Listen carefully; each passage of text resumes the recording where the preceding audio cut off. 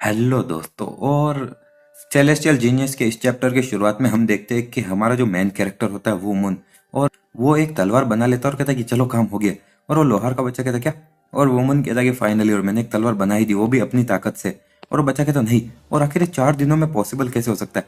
वो मुन कहता है कि जब मैं एक वो सिकल और मतलब कि छोटी मोटी चीजें बना रहा था तो मैं बहुत ही ज्यादा धीमा था, लेकिन जब मैंने एक तलवार अपने हाथों से बनानी शुरू की तो मेरे हाथ अपने आप ही चलने लगे। और क्या ये हो सकता है ये भी उस पेंटिंग के कारण हो रहा हो। और वो मन में सोचा नहीं, और सबसे ज्यादा जिसने मेरी मदद की थी वो, और तभी वो उस लोहार से बोलता है कि सर और थैंक यू, और आप ही के कारण मैं ये तलवार बना पाया। और लोहार कहता चलो, और लगता है कि तुम जितनी मैंने उम्मीद की थी उससे बेहतर थे, और अब तुम्हें ये फालतू की दूसरी चीजें बनाने की कोई जरूरत नहीं, और तुम जितनी चाहो उतनी तलवारें बना सकते हो अपनी इच्छा से। और वो दूसरा बच्चा कहता वो पिताजी, और वुमन कहता थैंक यू सो मच। और आगे वो लोहार कहता उसके बदले में मुझसे वादा करो कि जो भी तलवारें तुम यहाँ पर बनाओगे उनको बस तुम्हें अच्छाई के लिए और इंसाफ के लिए इस्तेमाल करना होगा। वुमन कहता हाँ बिल्कुल, और मैं वादा करता हूँ। और वो दूसरा बच्चा मन में सोचता आखिर वो इडियट ऐसा कैसे कर सकता है यार। और हम देखते हैं रात हो चुकी होती है और वुमन एक जगह पर खड़ा होता है, और वो तलवार देखते कहता चलो, और अब मैं हेवन एंड अर्थ की तलवारबाजी भी सीख सकता हूँ। और इसी तरह से दूसरा दिन आ जाता है, और कुछ बोल रहे होते हैं कि आखिर वो देखो, और मैं तुम्हें बोल रहा हूँ ना कि वुमन पिछले कुछ समय से अपनी स्किल को काफी ज्यादा शो ऑफ कर रहा है यार। और एक बंदा कहता है कि तुम बहुत अच्छा कर रहे हो वुमन, और वुमन वहां पर रेस्टोरेंट में अलग अलग जगह पर खाना पहुंचाया जा रहा होता है, और जब वो सब्जी काट रहा होता है एक बंदा कहता है देखो वो कितना ज्यादा तेज है, और वो तो अपने पिताजी से भी ज्यादा तेज लग रहा है। और आखिर वो बच्चा जो कि बस बैठा रहता था पूरे दिन ऐसा कैसे हो गया यार, अमेजिंग है। तो उसके पिताजी कहते कि हाँ, और ये सब कुछ तो मैंने ही उसको सिखाया, और वो बहुत ज्यादा गर्व से हंस रहे होते।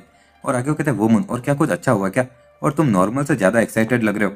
वुमन कहता नहीं, मैं तो बस सबसे ज्यादा मेहनत कर रहा हूँ और कुछ नहीं। हम देखते हैं कि एक दरवाजा खुलता है, और तभी एक बंदा कहता है कि भले ही ये जगह थोड़ी सी बेकार है लेकिन यहाँ का खाना कहा जाता है कि डिलीशियस है माय लेडी, और चलो अंदर चलते हैं। और वुमन के पिताजी कहते हैं वेलकम। वुमन वो देखते हुए मन में सोचा एक मिनट, ये तो वही है ना इमचू, जिसने कि मुझे पिछली बार मारा था। और वो इमचू बोल रहा था कि यहाँ और रो और रो। और इमचू वहां पर उस लेडी को बिठाने के बाद में दूसरी कुर्सी पर बैठने लगता है और कहता है चलो, और अगर आपको कुछ भी चाहिए तो मुझे बता देना। तो वहां पर उस लेडी का जो एक बॉडीगार्ड होता है वो कहता है कि ओए बेवकूफ, और तुम्हारी हिम्मत कैसी हुई इनके साथ में बैठने की। और हम देखते कि वो इमचू मन में सोचता कि नहीं नहीं ये ऐसा। और आगे कहता नहीं नहीं, मैं तो बस यहाँ पर बैठने की कोशिश नहीं कर रहा था, मैं बस सीट बाहर निकाला था ताकि आप यहाँ पर बैठ सको, प्लीज बैठ जाइए। तो बॉडीगार्ड कहता आखिर मैं यहाँ पर इनके जैसे स्टेटस वाले के साथ में कैसे बैठकर खा सकता हूँ। तो वो लड़की कहती कि चलो और तुम दोनों ही बैठ जाओ, और ऐसा तो है नहीं कि मैं कोई रानी वगैरह हूँ, और इतनी ज्यादा तुम इज्जत करोगे तो मुझे शर्म आएगी इतने लोगों में। और वो कहते ठीक है बैठ जाओ अंकल। और वो बॉडीगार्ड इसका अंकल होता है, वो बैठता है और कहता ठीक है चलो, और आज के लिए मैं बैठ जाता हूँ। और वो इमचू मन में सोचता कि ये जो बंदा है सच में काफी ज्यादा बुढ़ा हो चुका है, और अभी भी ये ऐसे मुझे उम्मीद है कि पूरी जिंदगी बस ऐसे बॉडीगार्ड बनकर ही निकाल दे।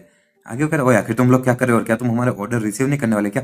तो वो लड़की कहती ओए क्या तुम थोड़ा अच्छे से बात नहीं कर सकते। तभी वो मन वहां पर बीच में आता है और कहता प्लीज अपना ऑर्डर बताइए। और एकदम से वो आ जाता है। तो वो दूसरा जो बॉडीगार्ड होता है वो मन में सोचता है मैंने उसको आते हुए सेंस भी नहीं किया। इमचू कहता ओए संग वुमन, और आखिर ये इडियट हमारा ऑर्डर कैसे लेगा। वुमन कहता आखिर तुम लोग क्या खाने वाले हो। वो लड़की कहती आखिर यहाँ पर अच्छी चीज क्या है। वुमन कहता कि यहाँ के नूडल्स और डक वो अच्छे हैं। तो लड़की कहती प्लीज वो लेकर आओ। तो वुमन वहां से जाते हुए कहता ठीक है, और मैं आपके लिए वो लेकर आता हूँ तुरंत। और वो इमचू को एक मारता भी अपने हाथ से। इमचू कहता तुम इडियट, तुम्हारी हिम्मत कैसे मुझे मारने की। तो वुमन कहता कि सॉरी, और मैं तो एक इडियट हूँ ना तो इसलिए। तो वो बहुत ज्यादा गुस्सा हो रहा था दूसरा बंदा। आगे इसी के साथ में रात हो जाती है, और वो लोग कहते हमने काफी ज्यादा अच्छे से खाया और सच में अच्छा खाना था। और वो लोग कहते थैंक यू। और जब सभी लोग जा रहे होते तो वो जो इमचू होता है वो दूसरी लेडी को जाते हुए कहता माई लेडी, और मुझे थोड़ा अर्जेंट काम है और मैं वापस बाद में आ जाऊंगा, प्लीज आप मेरे बिना चाहिए। और वो लेडी कहती कि ठीक है और ज्यादा लेट मत होना। इमचू कहता ठीक है। और जब वो बॉडीगार्ड और लेडी दोनों चले जाते तो इमचू वापस उसी वुमन के वहां पर आता है और दरवाजा खोलते हुए कहता आखिर किस तरह की घटिया रेस्टोरेंट है, और यहाँ पर मेरे खाने के अंदर एक बाल आया था जो मैंने खाया था, और आखिर तुम्हारी हिम्मत कैसी हुई हमारी लेडी को ऐसा खाना देने की। वो मन कहता ये ऐसा कहीं का। तो उसके पिताजी कहते आखिर तुम क्या कर रहे हो, क्या तुमने देखा नहीं क्या पहले, और ये वहां पर लेडी के उन नोबल लोगों में से एक है और हम ज्यादा लापरवाही से बात नहीं कर सकते। वो मन कहता कि वो बकवास कर रहा है हाँ, और आखिर मैं इस तरह से चुपचाप ये कैसे सहूं। तो उसके पिताजी कहते भूल जाओ और हमें ये सहना ही होगा, और मैं इससे निपट लूंगा तो चुपचाप बैठे रहो। और आगे वो कुछ रुपए देते हुए कहते हैं कि चलो, और मैं आपसे माफी मांगता हूँ और ये आपके पैसे का रिफंड, और साथ ही में आपको जो मुश्किलें हुई उसके लिए भी पैसे। तो इमचू कहता कि चलो, और मैं हमारी लेडी के कारण अभी चुप रह रहा हूँ, वरना तुम्हारी हिम्मत कैसे हुई हमारी लेडी के साथ में ऐसा बर्ताव करने की, और अगली बार से ध्यान रखना। और वुमन के पिताजी कहता ठीक है हम समझ गए। और वुमन बहुत गुस्सा भी हो रहा था, और जब वो बंदा वहां से चला जाता है वुमन के पिताजी कहते चलो, और हम बहुत ही ज्यादा मुश्किल से बच गए यार। और वुमन मन में सोचता इमचू और तुम गए काम से। बाहर हम देखते हैं कि इमचू जब जा रहा था वो कहता हाँ, और आखिर उसको लगता क्या है कि आखिर वो बॉडीगार्ड हम सभी लोगों को ऐसे जाने को बोल सकता है, और मैं पक्का उस लड़की को अपने साथ में लेकर ही आऊंगा। और तभी पीछे से वुमन आता और कहता कि ओए खरगोश दांत वाले, और एक सेकंड के लिए यहाँ पर आना। तो इमचू कहता क्या कहा तुमने, खरगोश जैसे दांत वाला? हाँ? और आखिर कौन है जो मुझे ऐसा बोल रहा है? और जब वो पीछे मुड़ता है वो कहता हाँ संग वुमन, और ये इडियट सच में तुम पागल हो चुके हो क्या? तो वुमन कहता है कि नहीं, हाँ मैं बिल्कुल पागल हो चुका हूँ, और क्या तुम भी तो एक पागल इंसान से मार खाना चाहोगे? एमचू कहता ठीक है तुम इडियट, और मैं परफेक्ट मोमेंट पर तुमसे मिला, और मैं वैसे भी अपने गुस्से को कहीं पर तो उतारने वाला था, और चलो मैं थोड़ा तुम्हें भी स्वाद चखाता हूँ। तो वुमन कहता ट्राई करो, अगर तुम कर सको तुम एसहॉल कही के। और इमचू कहता ये इडियट, और जब वो एक मुक्का मारने वाला होता है तभी वुमन उसको एक कोहनी से मारता है, और इमचू कहता ओए चोट दर्द हो रहा है यार, और बस तुम इस एक पंच के साथ में लकी थे, और लेकिन अब मैं इतनी आसानी से तुम्हें जाने नहीं दूंगा और मैं तुम्हें मार डालूंगा। और जब वो वापस वुमन को मारने वाला होता है तो वुमन एक और उसको मुक्का मारता है, और बाद में उसके पेट में घुटना मारता है, और फिर उसके दोनों दांत पकड़ लेता है और कहता है कि तुम साले खरगोश तो हो नहीं असली में, तो तुम्हारे ये दांत इतने बड़े क्यों है? और इसी के साथ में वो इमचू मन में सोचा आखिर वो इतना ताकतवर कब बन गया। वो मन कहता मैं तुम्हें वार्निंग दे रहा हूँ, और हमारे इस इन के पास में भी कभी मत आना, और तुम्हारे जैसे कीड़ों की हमें जरूरत नहीं है। और जो दो लोग तुम्हारे साथ में आए थे वो तो तुमसे अलग लग रहे थे, तुम्हारे जैसे बिल्कुल नहीं थे, लफंगे, और उनका नाम खराब मत करना, ऐसे काम कर समझ गए ना, और ईमानदारी से जीना, और ये पैसा ये मैं वापस ले रहा हूँ जो कि तुमने मेरे पिताजी से चुराया है। और इसी के साथ में उस इमचू के दांत को छोड़कर एक और मुक्का मारता, और वो कहता अरे मेरे दांत मेरे दांत। वो मुन कहता है कि अगर मैं तुम्हें वापस कभी देखूंगा तो मैं तुम्हारे दांत को उखाड़ लूंगा, चलो और यहाँ से दफा हो जाओ। इमचू कहता हाँ तुम्हारी हिम्मत कैसे हुई मेरे सामने और हमारी लेडी के सामने ऐसे एक्ट करने की, मैं तुम्हें इसकी कीमत चुकानी पड़ेगी। वो मुन कहता कि क्या, चलो तो मैं अभी कभी तुम्हारे दांत निकाल लेता हूँ। तो इमचू वहां से भाग जाता है। वो मुन कहता कि ये घटिया इडियट कहेगा, और आगे वो कहता लेकिन चलो, और ये काफी ज्यादा अच्छा लग रहा है जब मैं ताकतवर हो चुका हूँ। और आगे हम देखते हैं कि कहीं पर सुबह हो चुकी होती है, और वो वुमन के पिताजी कहते क्या तुम बोल रहे हो कि उसने पैसे वापस दे दिए, और ये इम्पॉसिबल है और जरूर तुम उससे लेकर आए होगे। वुमन कहता क्या, और आखिर ये पॉसिबल कैसे, मैं इतना कमजोर हूँ, और उसने मुझे कहा कि बस ध्यान से रहना और पैसा वापस दे दिया। वुमन के पिताजी कहते वेल चलो, और तुम्हारे पास में वैसे ताकत तो है नहीं कि तुम उससे पैसे ले सको, लेकिन फिर भी ये मैंने उसको जितना दिया था उससे ज्यादा पैसा है। वुमन कहता है कि ये सच में ये एक दिन का ब्याज भी उसने वापस दिया है। उसके पिताजी कहते हैं कैसा ब्याज? वुमन कहता है कि मुझे पता नहीं यार, तुम रखो इसको। और फिर हम देखते हैं कि दरवाजा खुलता है और कुछ लड़कियां वहां पर आती है, और एक लड़की कहती कितनी गर्मी है यार, और जैसी उम्मीद थी ऐसे गांव वाले इलाके में बिल्कुल मजा नहीं आता है। वुमन वो देखता है और वहां पर एक थोड़े से लाल कलर वाले बालों वाली लड़की होती है, और वो उसको देखता रह जाता है। वुमन मन में सोचता है कि वो इतनी ज्यादा गोरी और बिल्कुल एकदम परी जैसी दिख रही है। तो जो सबसे पहली जो लड़की होती है वो कहती है कि हाँ, और ये इडियट इसकी हिम्मत कैसे हुई ये सियोल को देखने की, जबकि मैं भी यहाँ पर खड़ी हूँ। और वो कहते क्या ये इन खुली नहीं क्या, और तुम यहाँ पर काम नहीं करते? वुमन कहता हाँ, और आखिर आप क्या खाना चाहोगी, और या फिर आप रूम्स को देखना चाहोगी? तभी वो लड़की कहती कि और योसेल, तो योसेल कहते कि हम लोग यहाँ पर यहाँ के खाने के बारे में हमें पता नहीं है, तो प्लीज और हमें थोड़े ठीक ठाक कीमत पर क्या अच्छा मिलता है वो बताइए, और आज की रात को हम यहीं पर रुकने वाले हैं और बाद में अगले दिन चले जाएंगे, तो प्लीज हमारे लिए रूम की भी तैयारी कीजिए। वो मुन कहता ठीक है। और आगे वो जो दूसरी लड़की होती है वो कहती हाँ, लगता है कि वो बस तुम्हें ही देखकर मुस्कुराता है योसेल। और योसेल कुछ बोल नहीं रही होती, और आगे वो लड़की कहती हाँ, और तुम सच में काफी ज्यादा सिंपल चीजों को पसंद करते हो ना, तो मैं पक्का कह सकती हूँ कि तुम्हें ऐसे सिंपल इंसान इस छोटे से इस काम करने वाले मजदूर बच्चे के साथ में रहने में मजा आएगा, नहीं तुम दोनों साथ में अच्छे दिखोगे। वुमन मन में वही चीजें सोच रहा था जो उस लड़की ने कही होती। और इसी के साथ हमारा ये चले कि वुमन के पिताजी कहते हो आखिर तुम कर क्या रहे हो, और उनको उनकी सीट दिखाओ। वुमन कहता हाँ प्लीज, और यहाँ पर बैठ जाइए, और यहाँ पर कुछ ही मिनट में खाना भी आ जाएगा। तो वो सबसे बड़ी जो लड़की होती है कहते ओए, और आखिर ये कुर्सी इतनी पुरानी क्यों दिख रही है, ऐसा लग रहा है जैसे किसी बल टूट जाएगी, और योसेल तुम यहाँ पर आकर बैठो। तो वो जो लड़की होती है दूसरी वो कहती हाँ ठीक है। और आगे हम देखते हैं कि वो मन में सोच रहा होता है कि आखिर वो लड़की उसके साथ में इतना बुरा बर्ताव क्यों कर रही है, और ये लोग आए कहाँ से। और ऐसे ही शाम हो जाती है और हम देखते हैं कि वो लड़कियां वहां पर बातें कर रही होती है, और वो मन खाना बना रहा होता है। वो मन उस लड़की को देखते हुए मन में सोचता है कि कोई भी उस सबसे नौजवान लड़की से बात नहीं कर रहा है। और इसी के साथ में रात हो जाती है। जो सबसे बड़ी लड़की होती है वो कहती है ओए इनकीपर, और आखिर तुम यहाँ पर रात को हमें कहाँ पर रुकने वाले हो, और जरा हमें वहां पर लेकर चलो। तो वुमन बस अपनी उंगली से इशारा करता और कहता चलो। और वो लड़की कहती ओए तुम्हारी इडियट हिम्मत कैसे हुई हमें उंगली दिखाने की? तो दूसरी लड़की कहती शांत हो जाओ, और वो बस एक छोटा सा इनकीपर ही तो है जिसको मार्शल आर्ट भी नहीं आता है। वो मन में सोचा हाँ, तो क्या जिस किसी को भी मार्शल आर्ट नहीं आता वो किसी काम का नहीं होता है क्या, और मुझे मार्शल आर्ट आता है। और इसी के साथ में हम देखते हैं कि वुमन उनको एक छोटा सा पुराना कमरा दिखाता है, और कहता है कि तुम सभी लोग यहीं पर रुकोगे। तो वो लड़की कहते ये कितना ज्यादा छोटा और गंदा कमरा है, और आखिर तुम हमें यहाँ पर रहने के लिए कैसे बोल सकते हो? वुमन कहते बाकी सारे रूम भरे हुए, और अगर तुम्हें ये रूम पसंद नहीं है तो तुम दूसरी इन में जा सकते हो। तो वो लड़की कहते तुम मरना चाहते हो, और तुम्हारी हिम्मत कैसे मुझे ऐसे ट्रीट करने की? तो एक और लड़की उसको रोकते हुए कहते रुक जाओ, और हम लोग यहाँ पर ये हाथ भी नहीं उठा सकते, और हमारे यहाँ पर जितने भी लोग हैं आसपास में उनके सबके कान हम पर टिके हुए, आंख भी। और अगर ये चीज बाहर निकल गई कि हम किसी ऐसे से लड़ रहे थे जिसको मार्शल आर्ट भी नहीं आता है, तो मास्टर बिल्कुल खुश नहीं होगा। आगे हम देखते हैं कि वो लड़की थोड़ा अपने आप को कंट्रोल करती है, और दूसरी लड़की कहती हाँ, और भूल जाओ ये पागल बच्चे और अब सो जाओ। दूसरे लड़के भी कहते ठीक है चलो, और तुम बस आज बहुत लकी हो बच्चे। वो मन कहता है कि अगर ये जगह बहुत ज्यादा छोटी है तो बाहर एक इंसान अस्तबल में भी रह सकता है और मैं उनको वहां पर ले जा सकता हूँ। तो सबसे बड़ी लड़की कहती घोड़े के अस्तबल में, हाँ, और योसेल तुम वहां पर जाओ। योसेल कहती क्या, और आगे वो लड़की कहती क्या तुम जाना नहीं चाहती। योसेल कहती नहीं वो बात नहीं है, और ठीक है। वुमन कहता चलो मुझे फॉलो करो, और वो लड़की कहती ठीक है आप सभी लोग अच्छे से सोना। दूसरे लड़की कहती चलो ज्यादा लेट मत होना और कल हमें सुबह उठा देना। योसेल उदास होकर खड़ी होती है और हम देखते हैं कि वुमन उसको एक कमरे में ले जाता है जहां पर कि वो कहती ये वुमन कहता है कि एक मेहमान ने अचानक से वो सारी चीजें कैंसिल कर ली और मैं तुमसे एक्स्ट्रा पैसे नहीं लूंगा तो प्लीज यहाँ पर सो जाओ।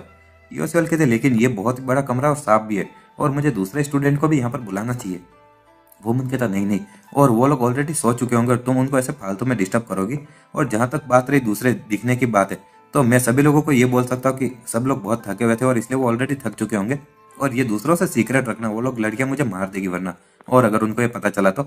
और योसेल कहते ठीक है और थैंक यू। वुमन कहता बिल्कुल, और चिंता मत करो यहाँ पर सो जाओ अच्छे से। और जब वुमन वहां से चला जाता है योसेल साइड में देखती है और इधर उधर कमरे में सारी चीजें देखती है और फिर सो जाती है और कहती कि वाह और ये काफी ज्यादा अच्छी जगह है। और वुमन भी कमरे के बाहर उतर कहता चलो और अब मुझे भी जाकर अपने मार्शल आर्ट की प्रैक्टिस करनी चाहिए। इसी के साथ में हम देखते हैं कि वुमन जब अपने घर से बाहर जा रहा होता है, बाहर की तरफ के सीन में है ना जो इमचू होता है वो कहता हाँ यहीं पर, वो यहीं पर रहता है। और एक बंदा कहता इमचू तुम इडियट कहीं के, और अगर जो पैसा तुमने वादा किया है वो हमें नहीं दिया जाएगा ना तो तुम बहुत पछताने वाले हो। इमचू कहता चिंता मत करो यार, और मैं अगर तुम ये पक्का करोगे कि वुमन वापस कभी मुझ पर हाथ ना उठा पाए तो मैं तुम्हें 45 सिल्वर के सिक्के दूंगा। तो आगे वो इमचू कहता है कि वुमन तुम एसोल, और इस बार तो वो अपने पैरों पर चल के वापस नहीं जा पाएगा और कभी नहीं। हम देखते हैं कि कहीं पर रात को वुमन अपनी तलवार से प्रैक्टिस कर रहा था और कहता चलो और आज के दिन में इस लकड़ी की तलवार से प्रैक्टिस करूंगा। तभी इमचो वहां पर आते हुए कहता कि वुमन आज तुम मरे और तुम्हारी हिम्मत कैसे मुझे क्रॉस करने की, और मैं डेबू याचा को अपने साथ में लाया हूँ। और डाबू याचा कहता है कि एक मिनट, और तुम किसी इस जैसे बच्चे से भी नहीं निपट पाए। हाँ, और वुमन कहता है ओए इमचू, और मैंने तुम्हें वार्निंग दी थी और आखिर तुम्हारे साथ में इडियट्स कौन है। तो इमचू कहता है कि अपनी जबान संभाल के, और तुमने इडियट किसको कहा, डाबू याचा तुम्हें जिंदा नहीं छोड़ेगा। डाबू याचा कहता है कि क्या तुमने हमें इडियट बुलाया, और चलो देखते कि लगता है तुम्हारे पैर तोड़ना काफी नहीं रहेगा। और वो अपने हथियार से एक हमला करता है और आगे वो कहता है मैं तुम्हारे सारे हाथ पैर तोड़ दूंगा। इमचू कहता है कि उसको जिंदा मत छोड़ना, उसको खत्म कर दो। और डाबू याचा हमला किए जा रहा होता है, ये उस वुमन वहां पर उसके सारे हमले को डॉज किए जा रहा होता है। और डाबू याचा कहता है वो किसी मछली की तरह, और आखिर वो इतना तेजी से कैसे मूव कर रहा है। और जब वो मारने वाला होता है तभी वुमन अपने फुटवर्क का इस्तेमाल करता है और मन में सोचता है कि यहाँ पर एक काफी ज्यादा स्वीट और जेंटल एनर्जी है, और क्या ये हो सकता है कि ये डिवाइन एंड इथर्नल मूवमेंट है। तो वो डाबू याचा कहता है कि ये एसोल्स, और इसको थोड़ी बहुत ट्रिक्स आती है। हाँ? और चलो तुम सभी लोग क्या कर रहे हो, उसको पकड़ो। और सारे जो लोग होते हैं वो सभी हमारे वुमन की तरफ बढ़ने लगते हैं। वुमन मन में सोचता है कि ये मेरे लिए अपॉर्चुनिटी जैसा है कि मैं अपनी स्वॉर्ड फाइटिंग और मार्शल आर्ट की एनर्जी सारी स्किल्स को एक साथ में प्रैक्टिस कर सकता हूँ। और वो दूसरे लोग भी वुमन की तरफ बढ़ते हुए हमला करते हैं और वो कहते हैं मरो। और तभी वुमन अपनी तलवार घुमाकर मारता है, उन दोनों को ही साइड में कर देता है और फिर उस डाबू याचा को भी एक मारता है। और हम देखते हैं कि वो तीनों लोगों से एक साथ में ही लड़े जा रहा होता है और वो तीनों ही नीचे गिर जाते हैं। और इसी के साथ में वो डाबू याचा कहता है कि ये एसोल कहीं का, और एक और हमला करता है। लेकिन तभी वुमन अपने हाथ से एक मारता है और उसके हाथ से कुल्हाड़ी गिर जाती है और वो कुल्हाड़ी दूर जाकर गिरती है। वुमन कहता है तुम इतनी ऑलरेडी हार नहीं मानने वाले हो राइट, और चलो वापस अपनी कुल्हाड़ी उठाओ और ये मेरे लिए प्रैक्टिस के लिए अच्छा रहेगा। डाबू याचा मन में सोता है एक मिनट, वो मेरा मजाक उड़ा रहा है क्या, और मुझे यकीन नहीं होता कि वो मैं बस लकड़ी की तलवार से हरा रहा है। और एक बंदा कहता बॉस, और डाबू याचा मन में सोता है ये एसोल, और हम इसको हल्के में नहीं ले सकते। और आगे हम देखते हैं कि वो डाबू याचा कहता है अरे भाई भाई, और लगता है कि मैंने तुम्हें कम समझ लिया, और अगर तुम्हारी इमचू से लड़ाई है तो तुम उसके साथ में जो चाहो वो करो। और वुमन कहता क्या तुम सच में कुछ करने नहीं वाले। और इसी के साथ में वो सभी लोग वहां से भागने लगते। और एक बंदा कहता बॉस हमारा भी इंतजार करो। वुमन कहता आखिर ये क्या है यार, और मैं अभी अभी तो जोन में जाकर लड़ने वाला था, एकदम मजा आ रहा था। और वो मन में सोचा कि मेरी तलवार की टेक्निक और मार्शल आर्ट को एकदम कंबाइन करना, और ऐसा लग रहा था जैसे कि मैं अपनी बॉडी को एकदम कंप्लीट कर रहा था। इमचू कहता ये इम्पॉसिबल, और आखिर इतना ताकतवर कैसे बन गया। और तभी वुमन कहता इमचू, और क्या तुम मरना चाहते हो, और उसका कॉलर पकड़ लेता है। आगे वुमन कहता है कि अब जब मैं इसके बारे में सोता तो तुम हमेशा से ऐसे इंसान हो ना जो कि मार खाने के बाद में उसको होश आता है, और मैं सच में बहुत ही ज्यादा दयालु था कि मैंने तुम्हारे जैसे किसी इंसान को ऐसे जाने दिया जिसने मेरे पिताजी की भी बेइज्जती की थी। और इमचू कहता रुक जा, और मैं गलत था। लेकिन तभी वुमन उसके मुंह पर एक मुक्का मारता है और कहता कि इतने समय से तुम अपने से कमजोर लोगों को मार रहे थे राइट। और इमचू कहता मुझे माफ कर दो और अगर तुम मुझे वापस कभी देखोगे। लेकिन तभी वुमन और उसको मारे जा रहा होता है और वुमन कहता है कि अगर तुम बस छोटी सी बात के लिए मेरे सारे हाथ पैर तोड़वाने वाले हो तो आखिर तुमने भूतकाल में और भी ज्यादा बुरी हरकतें की होगी। और आज के बाद में ऐसी चीजें कभी मत करना, और उसको बहुत पीटता है कि इमचू अपने घुटने पर बैठा होता है। वुमन कहता मुझे नहीं लगता कि तुम्हारे जैसा कोई इंसान इतनी जल्दी अपने सारे एक्शन पे सजा पाने वाला है, लेकिन अगर तुम और मार नहीं खाना चाहते तो यहाँ से दफा हो जाओ। और इमचू वहां से रेंगते हुए जाने लगता है और वुमन कहता है कि चलो, और मुझे यकीन नहीं होता है कि मुझे इस इमचू और डाबियाचा और किन किन से लड़ना पड़ रहा है यार। और आज के दिन में एक साथ में मुझे बहुत सारी अजीब चीजें हो रही है, लेकिन फिर भी ये काफी ज्यादा एक्साइटिंग था कि मैं अपनी तलवारबाजी की चीजों को, मार्शल आर्ट को एक्सपेरिमेंट कर पाया। और इसी के साथ में हम देखते हैं कि सुबह हो चुकी होती है और वुमन अपने कमरे में सो रहा होता है और तभी कोई जोर से चिल्लाता है कि इन कीपर यहाँ पर कौन है और जल्दी से यहाँ पर आओ। और वुमन एकदम से उठकर भागते होता है, करता है कि क्या और क्या कुछ हुआ क्या। तो एक लड़की कहती है कि पानी, और मुझे प्यास लग रही है और जरा मुझे पानी ला कर दो। और वुमन कहता है कि यहाँ पर तुम्हारे बेड के नीचे ही पानी है। तो वो लड़की कहती क्या सच में, तो मुझे चाय पीनी है और मुझे 1 कप चाय ला कर दो। वुमन कहता है कि ठीक है, और मैं तुम्हें 1 कप चाय ला कर दूंगा रेस्टोरेंट में वहां पर नीचे की तरफ, तो अभी के अभी नीचे आओ। और वो लड़की कहती सच में, तो क्या हमें सच में, वैसे भी अभी जाना ही था तो हम वैसे नीचे आ ही रहे। और इसी के साथ में हम देखते हैं कि सुबह एक जो लड़की होती है वो कहती है योसियोल, और क्या तुम्हें घोड़े के अस्तबल में अच्छे से नींद आई है, और क्या वहां पर घोड़े की पोटी की बदबू आ रही थी। और योसियोल कुछ बोल नहीं पा रही होती। वो मुन कहता हो, और हमारे जो घोड़े का अस्तबल है वो काफी ज्यादा क्लीन है और उसको अच्छी नींद आएगी, और सही बोल रहा हूं ना मैं। तो योसियोल भी कहता है कि हाँ, और वुमन उसको आंख मारता है और वो मुस्कुरा रही होती है। और इसी के हमारा वुमन होता है वहां पर उस लड़की को बहुत ज्यादा लेजर लाइन दे रहा होता है। और जब वो सभी लोग जा रहे होते हैं तो वुमन के पिताजी कहते हैं कि हमें उम्मीद है कि आप वापस हमारे यहाँ पर आएंगे और प्लीज आपका सफर सुरक्षित हो। और वुमन उसी लड़की को देख रहा होता है। उसके पिताजी कहते हैं वुमन, और क्या तुम उस लड़की के प्यार में गिर गया, और मैंने देखा था कि तुम उससे कुछ ज्यादा ही अच्छे से बात कर रहे थे तब। वुमन कहता नहीं, ऐसा कुछ नहीं है, और मुझे पता नहीं कि आखिर वो लोग बहने हैं कि क्या, लेकिन वो लोग एक दूसरे से अच्छे से बर्ताव नहीं कर रहे थे, और मैं उससे इसलिए अच्छा बर्ताव कर रहा था क्योंकि मुझे उस पर दया आ रही थी। उसके पिताजी कहते ओ सच में। वुमन कहता हाँ सच में। और आगे वो कहता है कि वो कैंग, मतलब कि अपने छोटे भाई के बारे में, और उसको वही रात याद आ रही होती जहां पर कि वो कैंग बोलता है कि मैं वापस जल्दी आऊंगा पिताजी, और ब्रदर मैं वापस आ जाऊंगा। उसका ब्रदर भी कहता है कि हाँ अपना ध्यान रखना। और वो कैंग वहां पर अलविदा बोलकर माउंट हुआ के जो ग्रुप होता है उनके साथ में चला जाता है, और उसके पिताजी और भाई दोनों देख रहे होते हैं। और तब वुमन थोड़ा उदास होता है। अभी वुमन सोच रहा होता है कि आपको क्या लगता है कि वो कैंग वो अभी उस माउंट हुआ सेक्ट में कैसा होगा, और क्या वो ठीक रहेगा। और उसके पिताजी कुछ बोलते नहीं है। और इसी के साथ में हम देखते हैं कि रात हो चुकी होती है, और कोई बोला था हाँ क्या, और ये नोबल ली हाउस। हाँ, और उसके पिताजी कहते हैं कि हाँ, और नोबल ली हाउस, और उन्होंने कहा है कि तुम उनके लिए काम करने के लिए आओ, और कंडीशन काफी ज्यादा अच्छी है, और अगर मैं बस 10 साल नौजवान होता ना तो मैं वहां पर चला जाता। और वुमन कहता है तुम बोल रहे हो कि मैं लीबी हाउस में जाऊँ, आखिर ऐसा क्यों, और मैं तो आपको यहाँ पर इस रेस्टोरेंट में काफी ज्यादा अच्छे से मदद कर रहा हूँ। लेकिन उसके पिताजी कहते मुझे पता है, लेकिन तुम यहाँ पर हमेशा काम नहीं कर सकते, और उन सारे मेहमानों की तुम्हारी उस तरह से बेइज्जती करते हुए, और उसके कारण मुझे बहुत ज्यादा बुरा लग रहा था। वुमन कहता वो ये तो उनकी गलती है ना कि वो लोग इतने बुरे हैं। उसके पिताजी कहते उसके सिवाय, और तुम यहाँ पर अब उस पेंटिंग के पीछे पागल नहीं हो, और साथ ही में तुम बहुत ही ज्यादा शार्प और समझदार भी हो चुके हो, और तुम्हें अपनी मम्मी को भी ये दिखाना चाहिए कि तुम एक बहुत ही ज्यादा अच्छा और गौरवशाली इंसान बन चुके हो। वुमन कहता पिताजी, और वो मन में सोचा कि हाँ वो सही बोल रहा है, और मैं इन लोगों के ऊपर बोझ बन के नहीं रह सकता, और अब जब मैं पूरी तरह से ठीक हो चुका हूँ तो मुझे उनको दिखाना चाहिए कि मैं भी कितना रिस्पॉन्सिबल हूँ, और इससे पहले कि मम्मी और भी ज्यादा बीमार हो जाए। वुमन कहता ठीक है मैं समझ गया पिताजी, और मैं नोबल ली हाउस में जाऊंगा, और मैं एक ऐसा बेटा बनूंगा जिस पर कि आपको और मम्मी को गर्व हो। और उसके पिताजी कहते ठीक है, और वो वुमन को गले लगाते कहते वुमन मेरे बेटे, और तुम सच में कितने ज्यादा समझदार बच्चे हो। और वुमन कहता पिताजी यार, और आप छोटी छोटी बात पर ही रोने लगते हो, और रोना बंद करो। आगे हम उस नोबल ली हाउस का सीन देखते हैं जहाँ पर कि एक बंदा कहता है तो तुम हमारे यहाँ पर ली हाउस के यहाँ पर सामान ले जाने वाले का काम करने के लिए आए हो, और आखिर तुम अपनी इस कमजोर बॉडी के साथ में क्या ही सामान उठा पाओगे। वो मन कहता ओह मैं क्या उठा सकता हूँ इसके बारे में। और इसी के साथ में वो सामने वाला बंदा जिस टेबल और कुर्सी पर होता है वो वुमन उन्हीं को उठा लेता है, और कहता क्या इतना काफी रहेगा। और बच्चे कहता वाह, और तुम काफी ज्यादा ताकत और वैसे पतले दिखने वाले बच्चे के रूप में, तो और मैं समझ गया, और मुझे नीचे उतार दो। और बाद में वुमन वहां से जाते कहता चलो, और मैं पास हो गया, और ये कितना ज्यादा आसान था। आगे हम देखते कि शाम को सभी लोग बोल रहे थे चलो, और यहाँ पर जितने भी जो नए लोग हैं यहाँ पर इकट्ठा हो जाओ, और कल के दिन हम लोग ग्रियोंग पियोंग उस जगह के लिए निकलेंगे, और तुम सभी लोग यहाँ पर सारा लगेज लेकर आ जाओ। और वुमन कहता है 1 मिनट, और ये पर कल के दिन पर ही जाने के लिए शेड्यूल हो चुका, और अगर मैं एक पल भी लेट होता तो मैं अप्लाई नहीं कर पाता। दूसरा आदमी कहता है तुमने क्या कहा, तुम्हारा नाम वुमन है नहीं, और ये काफी ज्यादा लंबा रास्ता है ग्रियोंग पियोंग में, तो तुम्हें हमारे साथ में रहना चाहिए। और सामने वाला वुमन कहता है हाँ ठीक है मिस्टर सियो। और जब वुमन साइड में देखता है तो जो वो नोबल लड़की होती है उसके साथ में एक आदमी होता है। वुमन वो कहता है कि 1 मिनट, ये तो वही लेडी है जो कि उस दिन हमारे रेस्टोरेंट में आई थी, और आखिर उसके पास में जो आदमी वो कौन है।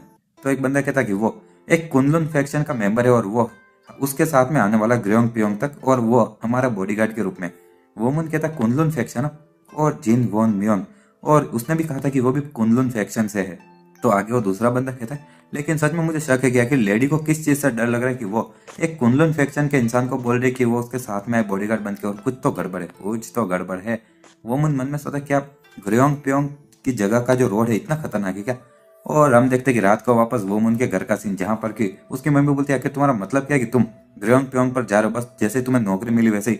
और वोमुन ये बहुत ज्यादा खतरनाक होगा और ये ज्यादा अच्छा नहीं रहेगा कि तुम तब काम करना शुरू करो जब वो लोग वापस वहां से गोरियंग प्योंग से आ जाए। वोमुन कहता नहीं मदर, और उन लोगों ने कहा था कि वो हमें एक्स्ट्रा पैसे देंगे अगर हम लोग उनके साथ में गोरियंग प्योंग तक जाएंगे। और उसकी मम्मी कहती है लेकिन फिर भी मुझे चिंता हो रही है। वोमुन कहता चिंता मत करो मदर, और एक बार गोरियंग प्योंग और वहां पर सारे जितने भी फैक्शन है सब इकट्ठा होंगे, और मैं ये बोल रहा कि मैं वहां पर वो कैंग से मिल पाऊंगा, मेरे छोटे भाई से। और उसकी मम्मी कहती कि ऐसी बात है, और वोमन कहता कि हाँ, और मैं उससे मिलकर बात कर लूंगा। और उसकी मम्मी कहती ठीक है, मुझे वादा करो एक चीज वोमन, और मुझसे ये वादा करो कि तुम किसी भी छोटी चीज के लिए लड़ाई करना शुरू नहीं कर दोगे तुम्हारे भाई और पिताजी की तरह। और इन दोनों ने मुझे बहुत ही ज्यादा चिंता कराई है पहले। और उसके पिताजी कहते आखिर तुम पहले की बात क्या कर रही हो, और अब तो मैं कभी नहीं लड़ता हूँ। वोमन हंसता कहता हाँ ठीक है मदर, और मैं अभी बिल्कुल नहीं लड़ूंगा, तो आप चिंता मत करो और मेरे वापस आने का इंतजार करना। उसकी मदर कहती ठीक है थैंक यू। और आगे वोमन कह रहा चलो, और मैं जल्दी वापस आऊंगा, तो तुम लोग अपना ध्यान रखना और मेरी चिंता मत करना ज्यादा। आगे हम ली नोबल फैमिली के वहां पर जो सियोल से जा रही थी उसका सीन देखते, और इनके साथ में जो जाने वाले लोग थे वो कम से कम 250 लोग थे, और इनके नंबर इतने ज्यादा लग रहे थे कि कोई भी ये नहीं मानेगा कि ये एक ऐसा परिवार है जो कि अभी धीरे धीरे थोड़ा इनकी अमीरी में गिरता जा रहा है, और एक आखिरी चेंज था इस परिवार के लिए, क्योंकि ताकि ये दूसरे लोगों की ताकत अपनी दिखा सके। और हम देखते कि जब सभी लोग जा रहे होते, एक बंदा कहता वोमन, और तुम थके नहीं हो क्या, तुम्हारा थोड़ा पसीना तक नहीं निकल रहा है। वोमन कहता शायद ऐसा इसलिए क्योंकि मुझे बहुत ही ज्यादा अच्छा लग रहा है। दूसरा आदमी कहता तुम्हें अच्छा लग रहा है। वोमन कहता कि हाँ, ये पहली बार है जब मुझे मौका मिला है कि मैं एक नोबल के लिए काम करूँ और पैसे कमाऊं। दूसरा बंदा कहता वाह ऑफ कोर्स, और नौजवान होने के भी अपने खुद के फायदे हैं नहीं। और ऐसे ही करते करते रात हो जाती है, और कोई बोलता है कि ठीक है चलो, और आज के रात के लिए हम यहीं पर कैंप लगाएंगे। और एक आदमी कहता है कि वुमन, और मुझे बहुत प्यास लग रही है तो थोड़ा मेरे लिए भी पानी लेकर आओ, और एक वो लकड़ी की बोतल देता है। वुमन कहता ठीक है, और ऐसा सभी लोग उसको बहुत सारी बोतलें फेंकते हुए कहते कि चलो हमारे लिए भी लेकर आओ। और वुमन कहता कि वो, और मैं चलो एक बहुत बड़ी बाल्टी भरकर ही पानी लेकर आ जाता हूँ, इससे तो अच्छा। आगे हम उस लड़की योन सी उसके टेंट का सीन देखते, जहाँ पर कि वो बोल रहे थे मुझे बहुत ज्यादा कॉन्फिडेंट लग रहा है कि आप हमारे साथ में आ रहे हो कुनलुन के यो मून क्वेंग, और ये हमारे लिए गर्व की बात है कि आप हमारे साथ में यहाँ पर आ रहे हो। और वो दूसरा बंदा कहता है कि तुम कुछ ज्यादा हम्बल हो, और कोई ऐसे कुनलुन के सेक्ट से उसके सामने भी। एक लड़की कहती कि नहीं नहीं, और हम सब यही कहना चाहते हैं कि आप बस हमारा ध्यान रखें।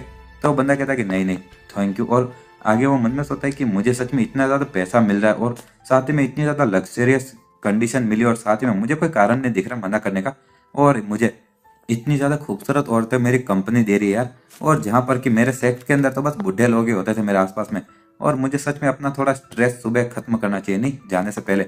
और साथ ही में साइड में देखते हुए वो कहता है खास करके ये योन, और कोई किसी ने भी नहीं सोचा होगा कि इतना ज्यादा कीमती खजाना यहाँ पर इस छोटे गांव में छुपा होगा, और मैं अगले 4 दिनों में पक्का उसको अपना बना लूंगा।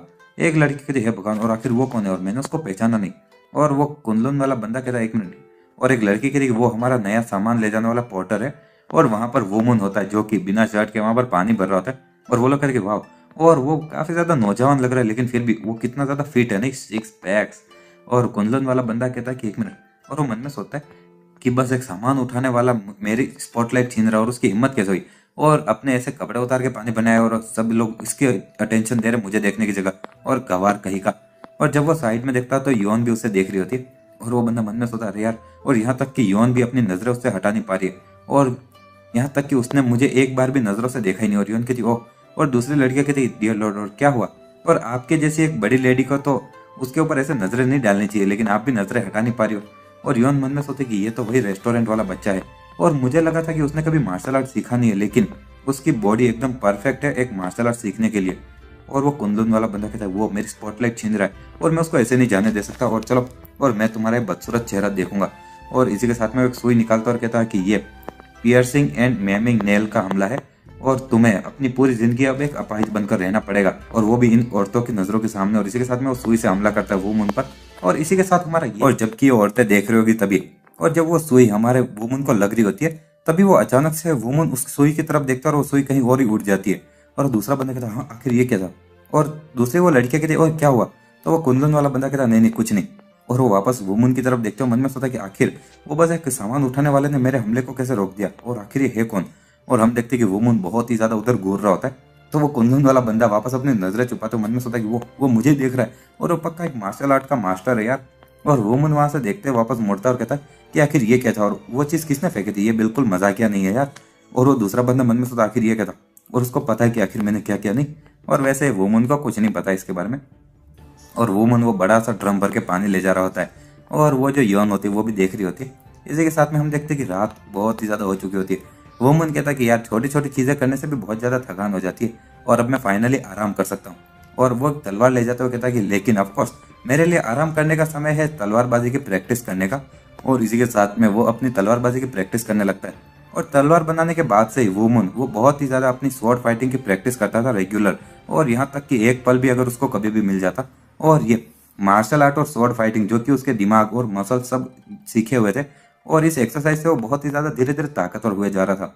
और वुमन यही सब कर रहा होता और कहता चलो, और अब सच में इतने समय बाद में मेरी बॉडी थोड़ी सी ट्रेनिंग से अच्छी लग रही है। और उसके पीछे एक बंदा खड़ा होता है, कहता कि वाह, और ये तो सच में काफी ज्यादा एक्सीलेंट तलवारबाजी की फाइटिंग स्किल्स है, और ये पहली बार है जब मैंने इतने अच्छे से ये चीज देखी हो, और मैंने सच में इन सारी चीजों को काफी ज्यादा मिस कर दिया नहीं। वुमन कहता ओए आखिर तुम कौन हो। तो सामने वाला इंसान कहता छोटे भाई, और तुम्हारी तलवारबाजी की स्किल सुपर्ब है। ये थोड़ा सा बेइज्जती जैसा होगा, लेकिन क्या मैं आपके टीचर का नाम पूछ सकता हूँ। ये बदतमीजी करने के लिए माफी चाहता हूँ। वुमन कहता कि मेरे कोई टीचर नहीं है। सामने वाला बंदा कहता बट ऑफ कोर्स, और तुम मुरिम के एक छुपे हुए ड्रैगन हो जो कि अभी सीक्रेटली किसी ऑर्गेनाइजेशन को खत्म करने के लिए निकले हो नहीं, और किसी भविष्य के खतरे से हमें बचाने के लिए। और शायद मुझे इतना ज्यादा शोर नहीं मचाना चाहिए, और चीजें ज्यादा मुश्किल होगी तो तुम अपनी पहचान छुपा नहीं पाओगे, राइट। और वुमन कहता मैं कुछ नहीं। और वो मन में सोचता टेक्निकली देखा जाए तो अगर मैं किसी को अपना टीचर बुलाऊं तो ये जिन वॉन मियोंग होगा, लेकिन ऐसा है नहीं कि उसने मुझे परमिशन दी उसको टीचर बुलाने की, तो मैं अपने आप को उसका स्टूडेंट बता नहीं सकता। और आगे वो बंदा कहता ओह तो आखिर तुम किस तरह की इविल क्रिएचर को इतनी रात को ट्रैक करने के लिए निकले हो। इविल ब्लडी सेक्ट और अलग अलग सेक्ट के वो नाम बता रहा होता है। और वुमन कहता है मैं किसी का पीछा नहीं कर रहा हूँ यार। और वो बंदा कहता हाँ मुझे पता है यार, मैं तो बस मजाक कर रहा था, और हंसने लगता है। वुमन मन में सोचता क्या इसने शराब पी कर रखी क्या। वुमन कहता चलो तो मैं जा रहा हूँ। तो दूसरा बंदा कहता ओए तुम ऐसे ही नहीं जा सकते, और हम नसीब के कारण मिले, और आखिरकार अब तुम जा कहाँ पर रहे हो। और अगर हम लोग सही रास्ते पर और एक ही दिशा में जा रहे तो हम लोग साथ में चले जाते नहीं। और अभी के लिए मैं गोरियांग प्योंग की तरफ जा रहा हूँ। वुमन मन में सोचा है कि अगर मैं जवाब दूंगा तो वो मुझे फॉलो ही करता रहेगा नहीं, और मुझे इससे बचकर भागना चाहिए। और इसी के साथ में वुमन तेजी से वहां से भागने लगता है। और उसके कैंप के सीन को हम देखते हैं जहां पर कि वुमन मन में सोचता है कि आखिर ये चीजें ऐसे कैसे हो गई। और वो दूसरा बंदा कहता है आखिर तुम इतनी तेज क्यों दौड़ रहे थे यार, और सभी लोग यहाँ पर आराम कर रहे। और वुमन मन में सोचता है कि मैं इससे बचकर भाग नहीं पाया यार। और यहाँ तक कि वो हमारी लेडी के लिए एक सामान उठाने वाला भी बन गया। और हम एक फ्लैशबैक देखते हैं जहां पर कि वो बंदा कहता है कि अगर ये सामान उठाने का काम है तो ये मैं भी करना चाहूंगा, और मुझे ये बच्चा यहाँ पर पसंद आया। और वो एक बहुत बड़ा सा सामान उठा लेता है। दूसरा बंदा कहता है चलो तुम एक्सेप्टेड हो। और वुमन कहता क्या। और आगे हम देखते हैं कि टेंट के अंदर रात को जब वो लोग सो रहे होते तो वो बंदा कहता है छोटे भाई, और क्या तुम मुझे एक और बार वो नहीं दिखा सकते, और क्या तुमने सच में और कोई मार्शल आर्ट की मूवमेंट नहीं सीखी। वुमन कहता है मैंने तुम्हें ऑलरेडी दिखा तो दिया यार, और मैंने झूठ नहीं बोला, और मुझे सच में कोई दूसरा मार्शल आर्ट की मूवमेंट नहीं आती, तो प्लीज मुझे सोने दो।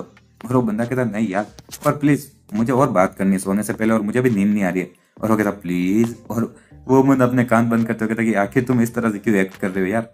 और वो मन में सोचता है कि ये सच में इस बार बहुत ही ज्यादा अजीब बंदा मेरे से चिपक गया है। और इसी के साथ में सुबह हो जाती है। और वो मन अभी जाते हुए मन में सोच रहा था कि मैं पूरी रात को थोड़ा भी नहीं सो पाया यार। और वो पीछे उस बंदे को देखता है और वो कहता आखिर तुम मुझे इस तरह से क्यों देख रहे हो, और मुझे मर्द इतने भी पसंद नहीं है। वुमन कहता अब जब मैं इसके बारे में सोचता हूँ तो मुझे तुम्हारा नाम भी नहीं पता है। तो दूसरा बंदा कहता मेरा नाम आखिर इतना भी इंपॉर्टेंट क्यों है, और तुम मुझे बस एक बिना नाम वाला ट्रेवलर भी तो बुला सकते हो। तो वुमन कहता ठीक है तो मुझे यही करना चाहिए मिस्टर बिना नाम वाले ट्रेवलर। तो बंदा कहता हाँ, और इतना अचानक से, और एटलीस्ट तुम्हें 2 बार तो किसी का नाम पूछना चाहिए नहीं। और वुमन कहता नहीं ये चलेगा मिस्टर बिना नाम वाले ट्रेवलर। और वो दूसरा बंदा कहता ओए प्लीज और थोड़े अच्छे से बात करो मुझसे। और तभी वो कुछ नोटिस करता है, और वो कहता है कि ये मैंने जितना सोचा था उससे ज्यादा करीब है। वुमन कहता है कि हाँ क्या। और तभी जो उनका एक तरह का चीफ जैसा था वो कहता है सभी लोग रुक जाओ, और हम लोग यहाँ पर एक लंच का ब्रेक लेंगे। और तभी वो दूसरा बंदा कहता चलो, और ये अच्छी बात है कि अभी लंच टाइम है और मुझे तुम्हें कुछ दिखाना है, मेरे साथ में चलो। वुमन कहता आखिर ये क्या है। तो दूसरा बंदा कहता कि मैं तुम्हें एक बहुत बड़ा गिफ्ट देने वाला हूँ, और इससे तुम सच में काफी ज्यादा सरप्राइज हो जाओगे। और इसी के साथ में वो लोग कहीं जा रहे होते। वुमन कहता आखिर हम लोग और ज्यादा कितनी दूर तक ये पहाड़ चढ़ने वाले, और अगर हम लोग वापस जाने में लेट हो गए तो हम मुसीबत में पड़ जाएंगे। तो दूसरा बंदा कहता वही इतनी ज्यादा चिंता करना बंद करो और मुझे फॉलो करो, और अगर तुम ऐसा नहीं करोगे तो तुम बहुत ज्यादा पछताओगे। वुमन उसके पीछे जाते हुए मन में सोचा लेकिन आखिर वो इस पहाड़ को इतनी ज्यादा आसानी से कैसे चढ़ रहा है, और वो पक्का कोई नॉर्मल इंसान नहीं है यार। और तभी वो सामने वाला बंदा कहता ठीक है चलो ये यहीं पर है। और जब वुमन और वो दोनों ही एक जगह पर उतरते तो वुमन कहता आखिर ये, तो दूसरा बंदा कहता कि हाँ ये एक सिल्वर बालों वाला सेलेस्टियल टाइगर है और हम इसको बस सेलेस्टियल टाइगर बुलाएंगे। आगे वो बंदा कहता कि ये सबसे ज्यादा मतलब कि खतरनाक बीस्ट में से एक है जो कि डिवाइन स्टारलाइट के साथ में पैदा होते हैं और सेलेस्टियल टाइगर। और भले ही ये एक सेलेस्टियल बीस्ट कहा जा सकता है लेकिन ये पूरी तरह से नहीं, क्योंकि इसके पास में वो डिवाइन क्रिस्टल नहीं है और लगता है कि इसको मरे हुए ज्यादा समय नहीं हुआ होगा। और वहां पर एक टाइगर और मरा पड़ा होता है और उसका एक बच्चा होता है। और वुमन वो देखते हुए मन में सोचता है कि इसका जो चमड़ी वगैरह है ये बहुत ही ज्यादा स्टील से भी ज्यादा ताकतवर है और इसके दांतों से तो डायमंड भी टूट सकते हैं। और मुझे यकीन नहीं होता कि मैं एक ऐसे बीस्ट को देख रहा हूँ जिसको बस कहानियों में ही सुना जाता है। और तभी वो जो छोटा सा बच्चा होता है टाइगर का, वो गुर्राते हुए उन तरफ आता है। तो वो दूसरा बंदा एक उसके मुंह पर मारते हुए कहता है ये छोटा बच्चा कहीं का, और उस टाइगर को नीचे गिरा देता है। वो मन कहता वो ये तो बस एक बच्चा है यार और तुम कुछ ज्यादा जोर से नहीं मार रहे हो उसे। और तभी वो टाइगर वापस उठता है और उसकी मम्मी के पास में उसको बचाने के लिए चला जाता है। तो वो दूसरा बंदा हंसते हुए कहता है कि देखो, और ये कितना ज्यादा, ये भले एक बीस्ट है लेकिन फिर भी अमेजिंग है नहीं, और ये अपनी माँ की बॉडी को दूसरे अजनबियों से बचाने की कोशिश कर रहा है। वो मन कहता भले ये कितना भी ज्यादा मिस्टिकल बीस्ट हो लेकिन ये इसके अकेले के लिए तो जिंदा बचना बहुत ज्यादा मुश्किल होगा। तो वो दूसरा बंदा कहता है कि अगर तुम्हें उसके लिए इतना ही बुरा लग रहा तो क्यों ना तुम उसको अपने साथ में रख लो, और जैसा कि तुमने कहा अगर हम इसको ऐसे ही छोड़ेंगे तो ये किसी ना किसी दिन मर जाएगा अकेला। और वुमन कहता क्या, वुमन कहता मैं बिल्कुल नहीं, और तुम हो जो कि मुझे इस जगह पर लेकर आए तो तुम्हें इस बच्चे का ध्यान नहीं रखना चाहिए। तो दूसरा बंदा कहता है कि मैं किसी भी पल जेल में जा सकता हूँ और इसीलिए मैं ये रिस्पॉन्सिबिलिटी नहीं ले सकता, और मैं ये बादलों की तरह और हवा की तरह हूँ और मैं अपनी जिंदगी आज़ादी से जीना चाहता हूँ और मैं ये नहीं कर सकता। वो मन में सोचता जरा इसको देखो, और अचानक से कितना ये कूल एक्टिंग कर रहा है नहीं। और दूसरा बंदा कहता चलो और ऐसा बात मत करो यार, कम ऑन यार, इसका ध्यान रखना ना प्लीज। और इसी के साथ में हम देखते हैं कि उसके हाथ से जैसे कुछ एनर्जी रिलीज हो रही होती है और वुमन कहता है नहीं। और तभी जब वो एनर्जी रिलीज होती है वुमन कहता है एक मिनट, और क्या तुमने वो सुना? तो वो दूसरा बंदा कहता क्या क्या सुन रहा? और वो मन में सोचा कि यहाँ तक कि उसके कान भी बहुत ज्यादा तेज है यार। और तभी हम देखते हैं कि ऊपर से एक पत्थर नीचे गिरता है और ये उसी बंदे की एनर्जी के कारण गिर रहा होता है। और वुमन उस बच्चे से कहता है भागो यहाँ से, लेकिन वो बच्चा अपनी माँ की बॉडी को बचाने के लिए आ जाता है और वुमन कहता नहीं। और आगे हम देखते हैं कि जब वो बच्चा अपनी आंखें बंद कर लेता है तो वुमन उस पत्थर को अपने हाथों से रोक लेता है उधर ही, और कहता है कि बच्चे तुम्हारी माँ भले मर गए हो लेकिन एटलीस्ट तुम्हें तो जिंदा रहना चाहिए। और वो बच्चा रोते हुए वो देख रहा होता है। और इसी के साथ हमारा रहता है रोक कर, और वो दूसरा बंदा कहता है कि वाह तुम सच में इनक्रेडिबल हो छोटे भाई, और मुझे यकीन नहीं होता कि तुमने इतने बड़े पत्थर को ऐसे साइड में फेंक दिया। और वेल चलो, जो ये फीमेल टाइगर होते हैं सेलेस्टियल टाइगर, उनको ऐसा कहा जाता है कि वो जब 3 बच्चों को जन्म देते हैं तो वो मर जाते हैं, तो इसका मतलब कि यहाँ पर जो ये बच्चा है ये जरूर तीसरा बच्चा होगा। और चलो, और ऐसा भी कहा जाता है कि जो तीसरा बच्चा होता है वो सबसे ताकतवर बच्चा होता है इन सभी में। और लेकिन क्योंकि ये अपनी माँ को जैसे पैदा होते ही खो देते तो इनके जिंदा बचने के चांस बहुत ही कम होते, और अगर तुमने इसकी मदद नहीं की होती तो वो जरूर मर चुका होता। और वुमन उस बच्चे को देख रहा होता और बच्चा भी उसको। वुमन कहता वही बिना नाम के ट्रेवलर, और बाय एनी चांस क्या तुमने ये सब कुछ प्लान किया हुआ था? तो वो बंदा कहता क्या प्लान? नहीं नहीं, आके तुम क्या बोल रहे हो, और हंसने लगता है। वुमन कहता तुमने ये सच में किया नहीं? और आगे वो दूसरा बंदा कहता मुझे उम्मीद है कि तुम ज्यादा मेरे बारे में बुरा ना सोचो, और मैंने ये सब कुछ तुम्हारे लिए तो किया था आखिरकार, और तुम्हारे पास में ये सेलेस्टियल टाइगर है और ये कोई नॉर्मल बीस्ट नहीं है, और तुम्हें अभी तक रियलाइज नहीं हुआ कि तुम्हारे पास में क्या ताकत है, और मैंने ऐसा इसलिए किया ताकि तुम्हें पता चले। और वुमन कहता तुम सच में बहुत ही ज्यादा बेकार इंसान हो यार। और आगे वो साइड में देखता है और कहता है हे भगवान, और वो मन में सोचता है भले ये बहुत ही बेकार चीज़ है लेकिन मेरी कोई ऐसी पोजीशन नहीं है कि मैं तुम्हें बड़ा कर सकूं, और मुझे अभी अपने माता पिता के लिए एक अच्छा बेटा होने पर फोकस करना है, और मैं किसी भी चीज़ से डिस्ट्रैक्ट नहीं हो सकता। और वहां से जाते हुए कहता है आई एम सॉरी। और वो जो छोटा टाइगर का बच्चा होता है वो रोते हुए वुमन को देख रहा होता है और फिर अपनी माँ की बॉडी को देखता है, और वो बहुत ही ज्यादा रोते हुए वही चीज याद करता है जब वुमन ने उसको बोला होता है कि बच्चे तुम्हारी माँ भले मर गई हो लेकिन एटलीस्ट तुम्हें तो जिंदा रहना चाहिए। और इसी के साथ में वो अपनी माँ को आखिरी बार अलविदा बोलता है और वुमन के पीछे भागने लगता है।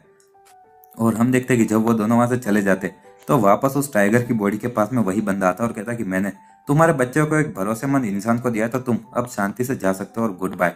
और इसी के साथ में हम देखते हैं उसी कैंप का सीन जहाँ पर कि वो बंदा कहता है ओह, और लगता है कि तुमने फाइनली उस बच्चे को छोड़ने का डिसाइड कर लिया था। और वुमन कहता है कि ये पूछना बंद करो जब तुम्हें ऑलरेडी सब कुछ पता है, और इससे मुझे और गुस्सा आता है। और हम देखते हैं कि उसकी शर्ट में वो टाइगर का बच्चा होता है। वुमन कहता है भले मैंने कुछ भी किया लेकिन वो मुझे फॉलो करना छोड़ ही नहीं रहा था और आखिर में क्या ही करूं। और आगे वो दूसरा बंदा हंसने लगता है। वुमन कहता है आखिर क्या मुझे उसको मारना चाहिए? और सामने वाला बंदा कहता लगता है कि तुमने अब उसको बड़ा करने का डिसाइड कर ही लिया, तो मैं तो मैं सेलेस्टियल टाइगर के बारे में कुछ और चीजें बता देता हूँ। सबसे पहले तो जो ये सेलेस्टियल टाइगर होते हैं वो बिना किसी कारण के लोगों पर हमला नहीं करते, और ऐसा जैसा कि मैंने पहले कहा था, इसके अंदर एक डिवाइन लाइट है। और भले ये एक जंगली जानवर है, लेकिन ये एक बहुत ही ज्यादा स्पेशल है, जो कि ओमनिवोरस एनिमल है।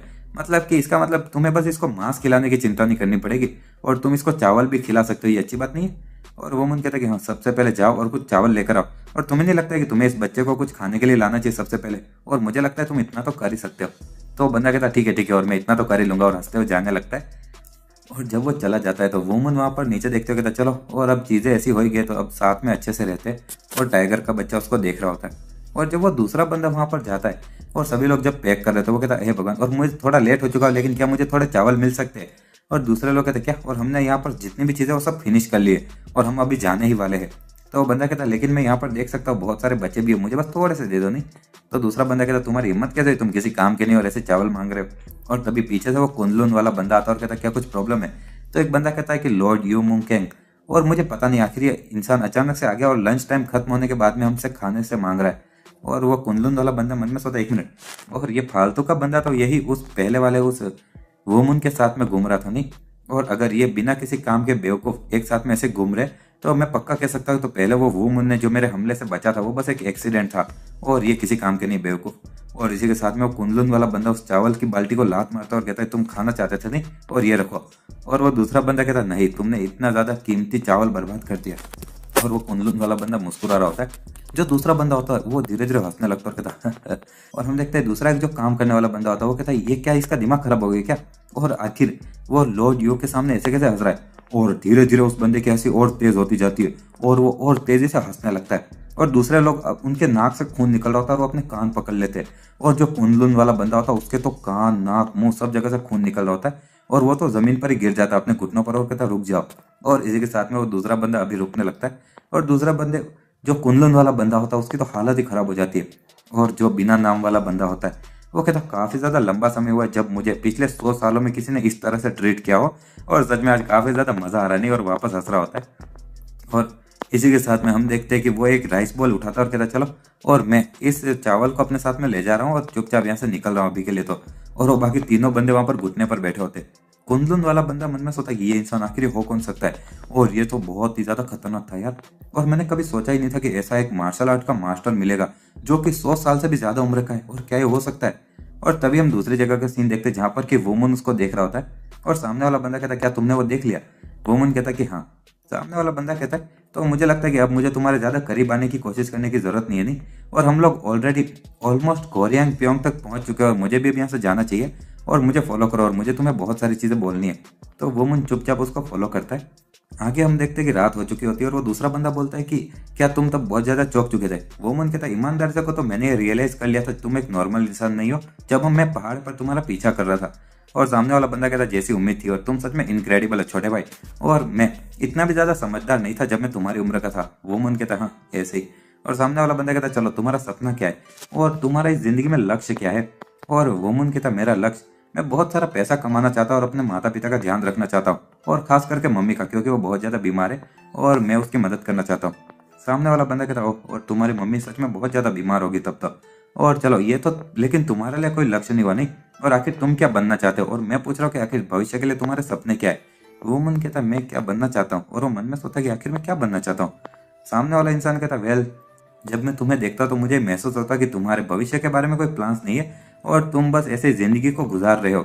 वुमन मन में सोचा हाँ सही कहा, और मैंने आज तक कभी कुछ सोचा नहीं कि आखिर मैं क्या बनना चाहता हूँ, और ना ही कोई लक्ष्य के बारे में तय किया। और एक तरह से देखा जाए तो मैं अभी भी उस पेंटिंग के इल्यूजन से बच के निकला नहीं हूँ। सामने वाला इंसान कहता बाय एनी चांस क्या तुम मेरे जैसे बनना चाहोगे? वुमन कहता हाँ तुम्हारे जैसा। तो सामने वाला इंसान कहता कि हाँ एक इंसान जो कि मुरीम में मैं ही अकेला इंसान हूँ जो बिना सोचे समझे ऐसे जी रहा हूँ, और इधर उधर एक बादल की तरफ भटकता हूँ, और मैं मुरीम के बारे में सोचे बिना इधर उधर भटकता हूँ, और मैं ये बोल सकता हूँ क्योंकि मेरी उम्र के कारण। और वुमन वो कुछ समझ नहीं पाता है। आगे सामने वाला इंसान एक किताब देता कहता चलो तुम ये रख लो, ये कोई बहुत ही ज्यादा महान चीज नहीं है। वुमन उस किताब को देखते हुए कहता कि ये एक मार्शल आर्ट की पूरी गाइड है, और तुम इस चीज को मुझे ऐसे कैसे दे सकते हो? सामने वाला इंसान कहता मैंने तुम्हें बोला ना कि मैं जिस तरह से चाहता हूँ उसी तरह से जीता हूँ, और मैं वही करता जो मुझे मन पड़ता है, और इसीलिए मुझे तुम्हारे पहले इनर एनर्जी देखकर बहुत ज्यादा अच्छा लगा, और इसीलिए मैं जानने के लिए तुम्हारा दोस्त बनना चाहता था, और इसीलिए तुम्हारे पास में आया। लेकिन अब मुझे सच में तुम बहुत ज्यादा पसंद आ चुके हो और इसलिए ये गिफ्ट है। और इसके अंदर कोई बहुत ही ज्यादा मिस्टीरियस मार्शल आर्ट टेक्निक वगैरह नहीं है, इसके अंदर बस ओरिजिनल बेसिक प्रिंसिपल है मार्शल आर्ट के, तो ये अच्छे से इस्तेमाल करना और ये सच में बहुत ही ज्यादा तुम्हारे काम आएगी जब तुम इसको पढ़ोगे। वुमन के तो थैंक यू। लेकिन और क्या तुम्हें पता है कि आखिर कोई एक इंसान अपनी इनर एनर्जी, मतलब कि तुम ची भी बोल सकते हो, कि ची को अपने एक हाथ में कैसे फोकस कर सकता है और एक तलवार बनाकर उसको ताकतवर बनाकर लाइट कैसे जला सकता है। सामने वाला बंदे कहता ओ मेरा मतलब कि तुम्हें ये पता है कि आखिर अपने पावर को मेटेरियलाइज कैसे किया जाता है, राइट। वुमन कहता कि हाँ वही वही। तो आगे वो बंदा एक छड़ी उठा तो कहता चलो, और तुम्हें दिखाना ज्यादा आसान रहेगा समझाने से, और तुम्हारे अंदर की जो एनर्जी होती है ची उसको, और मैं इतना भी ज्यादा अच्छा नहीं हूं तो मैं तुम्हें बस एक ही बार दिखाऊंगा और इसको अच्छे से याद रखना। और मुझे लगता है कि ये तुम्हारे लिए बहुत ही ज्यादा आसान रहेगा क्योंकि तुम्हारी जो कॉन्सेंट्रेशन स्किल्स है बहुत ज्यादा अच्छी है। और चलो सबसे ज्यादा जो आसान चीज है वो है तुम्हारी एनर्जी को किसी एक चीज के अंदर डालना। और ऐसा कहा जाता है कि एक बहुत ही सर्टेन अमाउंट में जो एनर्जी होती है वो थोड़ी बहुत बढ़ा दी जाए, और ये ज्यादा अगर ओवरफ्लो होगी तो वो बाहर की तरह निकलेगी। और लेकिन ये बिल्कुल ऐसे एक टूटे हुए ग्लास के अंदर पानी डालना, और इसकी असली ताकत इस तरह से पता लगाना मुश्किल होगा। और इसी के साथ हमारा ये कि जो वो मिस्टीरियस इंसान होता है वो हमारे वुमन को तलवारबाजी में एनर्जी डालना सिखा रहा होता है, मतलब कि ची का इस्तेमाल करना, और वुमन वो सब सीख रहा होता है। और आगे वो बंदा बहुत सारी चीजें बताता है और वुमन कहता है ओ मैं समझ गया। और इसी के साथ में वो बंदा अपनी एनर्जी को हटा लेता है और कहता है चलो तो अब मैं यहाँ से जा रहा हूँ। वुमन कहता है 1 मिनट रुको, और जाने से पहले मुझे अपना नाम बता दो। तो वो बंदा कहता है कि मेरा नाम बेक सेंग उन है, और हम लोग अपने एक दूसरे से काफी ज्यादा मिलने वाले आगे चलकर। और वुमन मन में सोचता है कि बेक सेंग, और आगे वो बंदा वहां से जाता कहता चलो कुछ भी हो। और मोरिम की दुनिया में अपनी एनर्जी और बाकी दूसरा मार्शल आर्ट दूसरों को दिखाना बिल्कुल ही एकदम गलत चीज है, और अगर तुम किसी दूसरे से कभी पूछोगे तो वो तुम्हें नहीं बताएंगे। और वो मुन अपनी जगह पर बैठते हुए मन में सोचता है कि 1 मिनट, और बेक सेंगुन वो इस दुनिया के सबसे महान वॉरियर्स में से एक है, और 1 मिनट तो ये क्या वही था, और 9 सबसे महान वॉरियर्स में से एक इस दुनिया में। और इन शॉर्ट वो भी अभी गोरियंग में जा रहा है, और ये उन्हीं वॉरियर्स में से है जो कि मुरिम की दुनिया में एकदम टॉप पर रहते, और साथ ही में ये उन 2 वॉरियर्स में से एक है जिसके कारण कि लोग इतने सारे लोग अभी गोरियंग पियोंग उस जगह की तरफ जा। ये बिना नाम वाले ट्रेवलर की असली जो पहचान है वो थी बेक संग उन। और आगे हम देखते हैं कि वुमन बोल रहा था कि भले ही मैं उसका चेहरा नहीं देख पाया था लेकिन फिर भी स्पेयर डीमन से मदद मिल पाना, जब ये तब की बात कर रहा था जब इसको वो मास्टर ठीक कर रहा होता और दूसरे 4 गुंडे मारने वाले होते हैं और एक स्पेयर वाला बंदा आकर उनको मार देता है और उसका नाम स्पेयर डीमन होता है। और आगे ये बता रहा था कि लेकिन अब यहाँ तक कि दूसरे भी मैं महान वॉरियर से मिल चुका हूँ और मैं उन दोनों को ही गोरियंग पियोंग में देख पाऊंगा।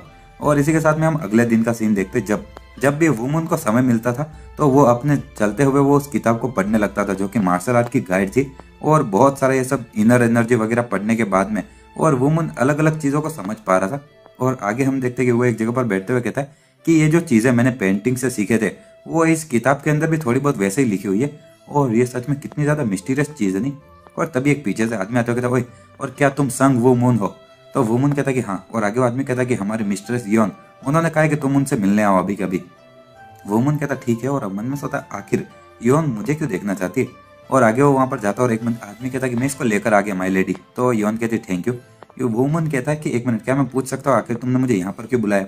तो वो लेडी कहती है कि जो हमारे घोड़े चलाने वाला बंदा था उसको वो बीमार हो चुका है और अभी और वो ड्राइव नहीं कर सकता है, तो इसीलिए उसकी जगह पर तुम हमारे घोड़ा गाड़ी चलाओ। और वुमन मन में सोचता कि वाह, और मुझे इतनी ज्यादा गौरवशाली चीज मिल रही है योन के लिए घोड़ा गाड़ी चलाने का काम। और इसी के साथ में हम देखते हैं कि जब वो गाड़ी चला रहा होता है और वो मन में सोचता है क्या मुझे उसके यहाँ पर घोड़ा गाड़ी चलाने का जो मकसद है वो क्या मेरी उस जोंग हुआंग के साथ में रिलेशनशिप पूछने के लिए क्या? तो नहीं ये नहीं हो सकता, और अगर ये उस जोंग हुआंग के बारे में है तो कोई भी इस दुनिया में उसको पहचान नहीं पाया होगा, क्योंकि मैं भी तभी जान पाया जब उसने खुद से मुझे बचाया था। और इसी के साथ में पीछे से वो लड़की कहती आखिर तुम्हारा नाम क्या है? वुमन कहता मेरा नाम संग वुमन है। और लड़की कहती संग वुमन, और आखिर इसका मतलब क्या है? तो वुमन कहता इसका मतलब कि कुछ पागलों जैसे सवाल होना, और ये एक ऐसा नाम है जो कि एक स्कॉलर ने दिया था जो कि हमारे इन में रुके थे एक बार। दूसरी और लड़की कहती आखिर स्कॉलर ने तुम्हें ऐसा नाम क्यों दिया? वुमन कहता है इसका मतलब कि मैं बहुत ही ज्यादा मतलब कि चमकने में और इतना शानदार नहीं, और साथ ही मैं बेवकूफ भी हूँ, और बस बार बार मेहनत कर और बहुत बार कोशिश कर ही मैं कोई समझदारी हासिल कर सकता हूँ। वो पीछे वाली लड़की की थी बहुत सारे पागल जैसे सवाल होंगे नहीं वुमन, और ताकि तुम उससे समझदार हो सको, लेकिन इसका मतलब यह नहीं कि सारे पागल सवालों से तुम समझदारी होंगे, और क्या होगा कि वो बस ऐसे बेवकूफों वाले सवाल हो। वुमन कहता एग्जैक्टली, लेकिन मैं इन पागल सवालों के ही जवाब पाकर ही समझदारी हासिल कर सकता हूँ। और आगे वो लड़की की थी वाह, और मुझे पता है कि तुम काफी लंबे समय तक एक बेवकूफ की तरह रहते थे, लेकिन ये देखकर कि तुम अब पहले जैसे और नहीं हो, ये सच में देखकर मुझे अच्छा लगा, और लगता है कि तुम्हारे वो पागल सवालों से तुम्हें समझदारी मिल ही गई है। और वुमन कहता थैंक यू और मेरे बारे में इतना अच्छे से सोचने के लिए। और वो मन में सोचा कि वो मैंने जितना सोचा था उससे अच्छी है यार। और आगे वो कहता लेकिन क्या आपका कोई सपना है माय लेडी? तो योन कहती सपना। और वो कहती कि मैं अपनी जिंदगी के डिसीजन आज़ादी से लेना चाहती हूँ और मैं चाहती हूँ कि मैं अपनी जिंदगी की खुद की मालिक बनूं। वुमन कहता कि खुद की जिंदगी के मालिक, हाँ, और क्या ये शायद ये हर एक इंसान यही चाहता होगा नहीं? और योन कहती लेकिन ये सच में काफी ज्यादा सपने जैसा लग रहा है जिसको मैं कभी हासिल नहीं कर सकती। और अगर मैं रियलिटी में आती तो ये कोई ऐसी चीज नहीं जो कि मैं अभी कर सकती हूँ। और एक ही चीज है जो मैं अभी चाहती हूँ और वो है कि मेरे पिताजी के लिए जो कि अभी कोमा में है वो उठ जाए और मैं अपने परिवार जो कि अभी धीरे धीरे अपनी जगह से गिरता जा रहा है उसको वापस खड़ा करना चाहती हूँ। और क्या मुझे ये कहना चाहिए कि मैं हमारे इस सियोल में जाने वाली जर्नी को सक्सेसफुल रखना चाहती हूँ। वो मन में सोचा ओह, और मैंने सुना तो था एक बंदे से कि जो योन है उसके पिताजी अचानक से बहुत ज्यादा बीमार हो गए थे किसी बीमारी से और अभी बहुत ज्यादा कमजोर होकर कोमा में चले गए। वो मन कहता है सेम चीज मेरी भी है यार, और मेरी भी मम्मी बहुत ज्यादा बीमार है और मेरा भी एक ही सपना है कि मैं उसको ठीक कर दूं। और वो लड़की कहती हाँ क्या तुम्हारी मम्मी भी बीमार है? और शायद हम दोनों एक ही तालाब की दो मछलियों जैसे नहीं? वो मन कहता कि हाँ लगता तो है। और इसी के साथ में वो लोग जब बात कर रहे होते हैं और अचानक से जब घोड़ा गाड़ी के नीचे एक पत्थर आता है तो वुमन के वो शर्ट के अंदर से छोटा सा टाइगर का बच्चा बाहर निकल जाता है। और वो लड़की कहती हे भगवान, और ये कितना क्यूट है, क्या ये टाइगर है? वुमन कहता कि हाँ ये। तो वो लड़की कहती जरा यहाँ पर आओ तुम क्यूट बच्चे। और वो टाइगर को ले लेती है और वो कहती कि क्या ये एक बेग गो है और आगे तुम्हें कहाँ से मिल गया? वुमन कहता कि ये हम कुछ दिन पहले जब पहाड़ों के उधर से जा रहे थे तब मुझे मिला था और ये उसने अपनी माँ को खो दिया था और अकेला था और हम देखते हैं कि उसको भूख लग रही होती है, उस टाइगर का पेट बज रहा होता है। वो लड़की कहती है भगवान, और लगता है कि इसको भूख लग रही है और ये खाता क्या है? वुमन कहता है वो कुछ भी खा सकता है। वो लड़की कहती तो चलो तुम ये चीज खाओ और कुछ खिलाने लगती है। आगे हम देखते कोई कहता लेडी सियोन और हम लोग ऑलरेडी यहाँ पर गोरियन प्योंग तक पहुंच चुके। वुमन कहता ओह फाइनली। और हम लोग देखते कि वो लोग एक किसी टाउन में आ जाते। वुमन कहता ये बहुत ही ज्यादा बड़ा टाउन है यार, और बस कुछ ही पल पहले हम लोग बस ऐसे जंगल में थे लेकिन अभी अभी यहाँ पर बहुत सारे लोगों की भीड़ आ चुकी है। और वो लड़की योन कहती है ऐसा इसलिए क्योंकि ये जगह बहुत ही ज्यादा इंपॉर्टेंट है और स्पेयर डीमन और साथ ही में जोंग वांग, मतलब कि जो वो बंदे ने हमारे वुमन को वो मार्शल आर्ट की गाइड दी होती है उसका दूसरा नाम जोंग वांग भी कहा जाता है, या फिर हम उसको पाम मास्टर बुलाएंगे तो थोड़ा आसान रहेगा समझने में। और आगे वो कहते हैं कि वो बहुत ही ज्यादा खतरनाक लोग हैं और वो इतने ज्यादा फेमस है और उनकी लड़ाई देखने के लिए ये सब लोग यहाँ पर आए हैं। और ये बहुत ही ज्यादा रेयर अपॉर्चुनिटी है कि दो सबसे महान मास्टर के बीच की लड़ाई देखने को मिले और ये नेचुरल है कि यहाँ पर सबसे बेस्ट लोग उनको देखने के लिए आए हैं। वो मन में सोचता है कि जो बिन बुलाया मेहमान था, मतलब कि बिना नाम का ट्रेवलर, और वो इतना ज्यादा खतरनाक इंसान है, लेकिन आखिर मुझे किसके लिए चीयर करना चाहिए? और भले ही मैं उस स्पेयर डीमन से मिला नहीं हूँ लेकिन उसने मेरी जान बचाई हुई है। और आगे हम देखते हैं कि योन कहती चलो और हमारी पार्टी यहाँ पर 2 दिन के लिए रुकेगी और तुम उस समय का अच्छे से इस्तेमाल करना। वुमन कहता मैं समझ गया और थैंक यू। और इसी के साथ में वो टाइगर वापस वुमन के कपड़ों में आ जाता है। आगे वो योन कहती कि वो सच में टाइगर तुमसे काफी ज्यादा अटैच हो चुका है और उसका नाम क्या है? वुमन कहता मैंने अभी तक कोई नाम डिसाइड नहीं किया है। और योन कहती कैसा रहेगा कि तुम उसका नाम व्हाइट टूथ रखो। और वुमन कहता क्या ऐसा इसलिए क्योंकि उसके अभी बाल थोड़े सफेद है इसलिए? तो योन कहती हाँ बिल्कुल। वुमन कहता लेकिन इसका नाम तो सिल्वर टूथ रहना चाहिए नहीं? और क्योंकि मैंने सुना है कि जब ये लोग बड़े हो जाते तो इनके जो बाल होते हैं वो ग्रे कलर के हो जाते हैं। वो लड़की कहती सच में? तो तब तो ये अपनी ज्यादातर जिंदगी ग्रे बालों में बिताएगा तो इसका नाम व्हाइट टूथ नहीं लेकिन दूसरा नाम रखना चाहिए नहीं, और इसका नाम योन रखना चाहिए। तो हमारा वुमन कहता है कि हाँ मुझे नाम बहुत पसंद आया और चलिए अब मुझे यहाँ से चलना चाहिए। तो वो लड़की भी कहती ठीक है। और इसी के साथ में वुमन वहां से उसके रेंज से दूर चला जाता है। एक बंदा कहता है कि आखिर आपको ये छोटे से ये रेस्टोरेंट वाले के बच्चे में क्या इंटरेस्ट आ गया? तो योन कहती इंटरेस्ट, और मैं तो बस एक बहुत ही ज्यादा चमकदार आंखों वाले बंदे से बात कर रही थी जिससे कि मेरी थोड़ी थकान और टेंशन दूर हो गई। दूसरा बंदा कहता चमकती आंखें? योन कहती चलो चलते हैं, और उसके कारण अब मैं काफी ज्यादा रिलैक्स हो चुकी हूँ। और वो मन में सोची कि मुझे इसलिए निराश नहीं होना चाहिए क्योंकि मैं औरत हूँ और मुझे कॉन्फिडेंट रहना चाहिए, और भले कुछ भी हो लेकिन मैं अपनी पूरी कोशिश करूंगी इस बार की डील को अच्छे से करने की और हमारी फैमिली को वापस ऊपर पहुंचाने की। और वुमन कहीं पर देख रहा होता और कहता वाह यहाँ पर कितने सारे लोग यार, और मुझे पता नहीं आखिर कहाँ पर देखूं, मैं कहीं खो ना जाऊं। और इसी के साथ शहर में इधर उधर भटक रहा होता है तभी कुछ लड़कियां उसके पास में आ जाती है और एक लड़की कहती हेलो हैंडसम मेरे साथ में और मैं तुम्हें अच्छा समय दिखाऊंगी। तो एक और लड़की उसके पास में आती है ओए मैंने उसको पहले देखा और मेरे साथ में वो मास्टर। और वुमन कहता आखिर तुम लोग क्या करे? और असल में ये लोग वेश्या होती है। और तभी वुमन सामने देखता है और वहां पर कुछ लोग जा रहे होते हैं और उनके बीच में उनका छोटा भाई भी होता है वुमन का। और वुमन कहता ओह वो कैंग, लेकिन वो कैंग उसके जैसे अनसुना कर इग्नोर करने लगता है। और वुमन कहता हाँ और वो कैंग। और तभी वो कैंग वहां से जाते हुए कहता कि हाँ, और आखिर किस तरह का वॉरियर यहाँ पर वेश्याओं के साथ में घूमेगा इस जैसी महान जगह पर? और दूसरा एक बंदा कहता है कि हाँ, और मैं तो उसकी तरफ देख भी नहीं सकता, और क्या वो ली भी फैमिली के लोगों में से कोई एक है क्या। और वो किंग वहां पर चुपचाप उसको इग्नोर करते हुए जा रहा होता है वुमन को, और तभी हम देखते हैं कि उनके बीच में से एक इंसान जा रहा होता है। वो किंग कहता है, एक मिनट रुको, और क्या ये स्पेयर डीमन है। तो तभी दूसरे लोग कहते, ओए, और तुम्हारा ये लापरवाह बर्ताव अगर उसको गुस्सा दिलाएगा तो तुम्हें पता नहीं होगा तुम्हारा नसीब कैसा होगा, तुम्हें मार भी डाले वो शायद। और स्पेयर डीमन वहां से जाए जा रहा होता है, और हम देखते हैं कि वो किंग मन में सोचता, क्या ऐसा लगता है जब हम किसी ऐसे महान इंसान की प्रेजेंस में हो, और सच में वो जैसा मैंने सोचा था उतना ही खतरनाक है। और वो मन कहता है, एक मिनट, और दूसरी जो लड़कियां होती है वो वैशा है, वो कहती है चलो तो हम यहाँ से जा रहे। और वो किंग मन में सोचता है, एक मिनट, आखिर ये चल क्या रहा है, और आखिर स्पेयर डीमन वो मेरे भाई के सामने जाकर खड़ा क्यों हो गया। और हम देखते हैं कि स्पेयर डीमन वुमन को देख रहा होता है, और वुमन कहता है, कौन आखिर। और वो किंग मन में सोचा, अरे नहीं, और क्या ये स्पेयर डीमन मेरे भाई को सजा देने वाला है, क्योंकि वो इस महान जगह पर वेश्याओं के साथ में घूम रहा था एक वॉरियर के रूप में, और ताकि वो मेरे भाई का एक एग्जाम्पल बना सके, और जो कि उसने अटेंशन इस तरफ लाई है। और बहुत सारे लोग इस स्पेयर डीमन के हाथों से मारे जा चुके हैं, और इसने वॉरियर्स को इसलिए मारा क्योंकि वो बस रेड लाइट डिस्ट्रिक्ट के एरियाज में जाते थे और कीड़ों की तरफ मार दिया था यार। और हम देखते कि तभी वो किंग अपनी तलवार निकालने लगता है, और मन में सोचता है, आखिर मेरा भाई अपने आप को इस सिचुएशन में कैसे डाल सकता है। और वुमन वहां पर उस स्पेयर डीमन को देख रहा होता है, और ये वही बंदा होता है जिसने कि उसकी जान बचाई होती पहले। और हम देखते हैं कि तभी स्पेयर डीमन अपना हाथ साइड में लाता है, और वो किंग कहता है, अरे नहीं, और अगर मैं बीच में पड़ूंगा तो मैं पक्का मरूंगा, लेकिन कुछ भी हो भाई को तो बचाना होगा। तभी स्पेयर डीमन वुमन के कंधे पर हाथ रखता है और कहता है कि ओह, और लगता है कि तुम अभी भी एकदम ठीक और जिंदा हो, और मैं सच में देखना चाहता था कि आखिर अब तुम भविष्य में कैसे बनोगे। वुमन कहता है, एक्सक्यूज मी, और वो किंग कुछ समझ नहीं पाता और कहता आखिर ये क्या। हम देखते हैं कि वुमन बोलता है, एक मिनट, और बाय एनी चांस क्या आप स्पेयर डीमन हो सकते हो क्या। तो स्पेयर डीमन कहता है कि बहुत सारी आंखें हमें अभी देख रही है, तो चलो अभी के लिए हमारी बात को यहीं खत्म करते हैं। और वुमन कहता है, ओके, और मैं आपको थैंक यू बोलना चाहूंगा क्योंकि आपने पिछली बार मेरी जिंदगी बचाई थी। तो स्पेयर डीमन कहता है, ये कुछ नहीं था, और चलो अब मैं यहाँ से जा रहा हूँ, और इसी के साथ में वहां से जाने लगता है। और दूसरे सभी लोग देखते कहते आखिर ये क्या था, और आखिर वो इंसान है कौन जो कि स्पेयर डीमन से ऐसे एक्ट कर रहा था जैसे वो बहुत ज्यादा करीबी हो। और दूसरा बंदा कहता, तुम्हारा मतलब क्या है करीबी, और जरूर स्पेयर डीमन उसको वार्निंग देने आएगा कि वो रेड लाइट डिस्ट्रिक्ट में ना जाए। वो किंग मन में सोचा, क्या मैं सच में ऐसे ही था, और मैं फालतू में ही चिंता कर रहा था यार। और आगे वो मन में सोचा, लेकिन मेरा भाई आखिर यहाँ पर कर क्या रहा है, और ये मेरा बेवकूफ भाई कहीं का, और उसकी हिम्मत कैसे हुई मुझे ऐसे घूरने की। और वो मन बहुत ज्यादा गुस्से में उसको देख रहा होता है। वो किंग मन में सोचा कि ये इतना काफी नहीं था कि वो इतने समय से मम्मी और पापा को इतनी टेंशन दे रहा था, लेकिन अब वो यहाँ पर वेश्याओं के साथ में भी घूमने लगा है। और आगे वो मन वहां से मुड़ते हुए कहता, हाँ, वो बेवकूफ कहेगा। और वो मन में सोचता है कि बस मैंने कुछ समय तक मैं बेवकूफ की तरह एक्ट कर रहा था इतने सालों तक, तो अब वो मुझे ऐसे एक्ट करने वाला जैसे वो मुझे जानता ही नहीं है। और वो दोनों ही भाई इधर उधर एक दूसरे को इग्नोर करते हुए जाते, और हम देखते हैं कि रात हो जाती है, और वुमन अपने टेंट में बैठा होता और कहता है कि हाँ, वो किंग एसोल कहीं का, और मैं उससे मिलने के लिए कितना खुश था, और मैं एक भाई हूँ जिसको कि वो पब्लिक में हेलो भी नहीं बोल सकता। हाँ। और आगे वो मन में सोचता है, हाँ यार, शायद मैं तब काफी ज्यादा कमजोर और बेवकूफ तो था ही। और अचानक से वो चुप हो जाता है और सो जाता है। और वो सोते हुए कहता, लेकिन फिर भी ये बहुत ही ज्यादा उसने मतलबी चीज की यार, और इतने समय बाद में मिले, और एटलीस्ट उसको थोड़ा बहुत मुझे देखकर खुश तो होना चाहिए था, और भले ये बिना बोले ही सही। और मुझे पता नहीं, मैं तो बस सो रहा हूँ।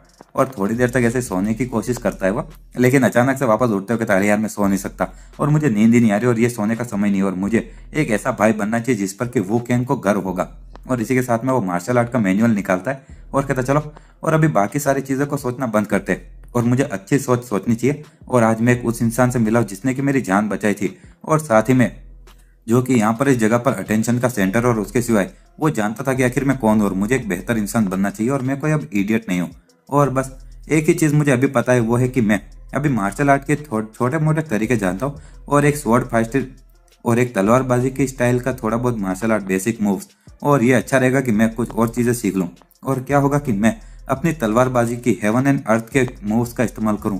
और मुझे ऐसा लग रहा है कि एक बहुत ही ज्यादा ताकतवर हवा की मूवमेंट होगी, और जो कि हाथ के पाम मतलब कि हथेली का इस्तेमाल करती है। और अगर मैं बहुत ही ज्यादा ताकतवर हवा का इस्तेमाल करूं तो अपने हाथों से, और मैं इसको स्ट्रॉन्ग विंड एंड पाम बुला सकता हूँ। और ये सच में काफी ज्यादा अच्छा नाम है इस टेक्निक का। और तो मुझे अलग अलग दूसरे तरीके भी इस्तेमाल करनी चाहिए, और नहीं, ये तो हवा में उड़ने वाले तरीके हो जाएंगे, और फिर मैं अलग अलग, और ये आसमान से जैसे गिरने वाली मूवमेंट है, और इसी तरह से संग वुमन अलग अलग मार्शल आर्ट की गाइड को पढ़कर चीजें इस्तेमाल कर रहा था अपने दिमाग के अंदर ही ट्रेनिंग करने के लिए। और इतने सालों तक उस पेंटिंग को घूरने के कारण अब वुमन इस तरह से उस पर इम्पैक्ट पड़ा था कि वो अपने दिमाग में ही ट्रेन कर सकता था। और भले उसने पूरी रात वो सारी चीजें रिपीट करने में बिता दी अपने दिमाग में, लेकिन वो उनको पूरी तरह से मास्टर नहीं कर पाया। और जैसे ही नया दिन शुरू हुआ, तो वो बहुत ही ज्यादा एक नया नया दिन की शुरुआत थी, जिसमें कि सभी लोग इंतजार कर रहे थे कि स्पेयर डीमन और पाम मास्टर उन दोनों के बीच की लड़ाई का, या फिर हम उसको पाम मास्टर को जियोंग हुआंग भी बुला सकते। और इसी के साथ में हम देखते हैं कि ढोल बज रहे होते और सभी लोग अलग अलग वॉरियर्स वगैरह इकट्ठा हुए होते। वुमन भी वहां पर आता और कहता है ओह चलो फाइनली वो दिन आ ही गया। और वुमन सामने देखता है तो उसको उसका भाई वो किंग दिखता है और वुमन उससे मुंह मोड़ लेता है और वो किंग भी गुस्सा हो रहा था वो देखकर। और तभी हम देखते हैं कि जो योन होती है वो वहां पर खड़ी होती है। उसका अंकल कहता है कि हम लोग हमारे किसी भी तरह की डील कर नहीं पाए जिससे हमें प्रॉफिट हो। और योन कहते हैं कि यहाँ तक कि मैं उस इंसान से भी बात कर रही थी जो कि उन सब में नंबर 15 पर है, लेकिन उसने भी मुझे रिजेक्ट कर दिया। और उसका अंकल कहता है ये तो बेकार चीज़ है नहीं। और योन मन में सोचे कि अगर कोई एक भी चीज़ हमारे साथ में बात करने के लिए तैयार हो जाता है यार, और मेरे पास में कॉन्फिडेंस है कि मैं दूसरों से ज़्यादा अच्छा काम कर सकती हूँ, लेकिन हमारे परिवार इतना कैसे गिर गया। और तभी कुछ लोग बोल रहे थे कि ये स्पेयर डीमन है और ज़रा ये देखो, और उसका ये कई सारे पुराने खतरनाक कपड़ों से बने हुए, सिल्क से बने हुए कपड़े, और मुझे यकीन नहीं होता कि मैं स्पेयर डीमन को अपनी आंखों से देख रहा हूँ, और मैं तो ऑलरेडी कांप रहा हूँ यार। और इसी के साथ में वो सभी लोग बोलते हैं कि अभी वहां पर वो जियोंग हुआंग वो तो आया ही नहीं है। और वुमन वो देखते हो कहते हैं कि वाह, और ये सच में काफी ज्यादा बड़ा फिगर है, और भले वो बस ऐसे खड़ा है लेकिन फिर भी मैं उसकी ताकत को महसूस कर सकता हूँ। और हम देखते हैं इसके 1 घंटे के बाद में वहां पर एक आदमी आता है और कहता है ओह, और काफी ज्यादा समय हो चुका है, नहीं तुम छोटे बच्चे। और तभी दूसरे लोग कहते हैं फाइनली जियोंग हुआंग वहां पर आ चुका है। और मुझे यकीन नहीं होता है कि उसने हमारे स्पेयर डीमन को 1 घंटे तक इंतजार कराया। और लेकिन आखिर वो इतना ज्यादा नौजवान कैसे दिखता है 100 साल से भी ज्यादा का होने के बाद भी। और ये वुमन से मिला हुआ वही दोस्त होता है। और दूसरे लोग कहते हैं क्या ही हो सकता है कि जब तुम एक एब्सोल्यूट ऊंचाई तक पहुंच जाओ तो उम्र से कुछ फर्क नहीं पड़ता है। और वुमन कहता है 1 मिनट, और ये बिना नाम वाला ट्रेवलर, और नहीं इसको मुझे जियोंग हुआंग बुलाना चाहिए नहीं। लेकिन इतनी ज्यादा खतरनाक सिचुएशन में भी वो इतना ज्यादा ऐसे मुस्कुरा कैसे सकता है। और जियोंग हुआंग कहता है कि ओह तो तुम यहाँ पर हो छोटे भाई। और वो अपनी ची का इस्तेमाल करके बात कर रहा होता है। और वो कहता है कि ये बहुत ही ज्यादा अच्छी अपॉर्चुनिटी है, तो पक्का करना कि तुम अच्छे से देखो। और सबसे मेन चीज जो है वो तुम्हें ये देखना होगा कि जो दूरी है और ब्रेथ, मतलब कि मैं सांस किस तरह से लेता हूँ। वो मन में सोचता है कि मैं जियोंग हुआंग की आवाज को अपने दिमाग के अंदर सुन सकता हूँ, और क्या ये किसी तरह की टेक्निक है। और जियोंग हुआंग कहता है कि मैं वहां पर अपनी दूरी कम करने की कोशिश करूंगा, लेकिन स्पेयर डीमन वो मुझे काटने की कोशिश करेगा और मुझे दूर धकेलने की कोशिश करेगा। और अगर तुम हमारी लड़ाई को एकदम ध्यान से देखोगे तो ये तुम्हारे लिए काफी ज्यादा एजुकेशनल रहेगी। और वुमन कहता मैं समझ गया और थैंक यू।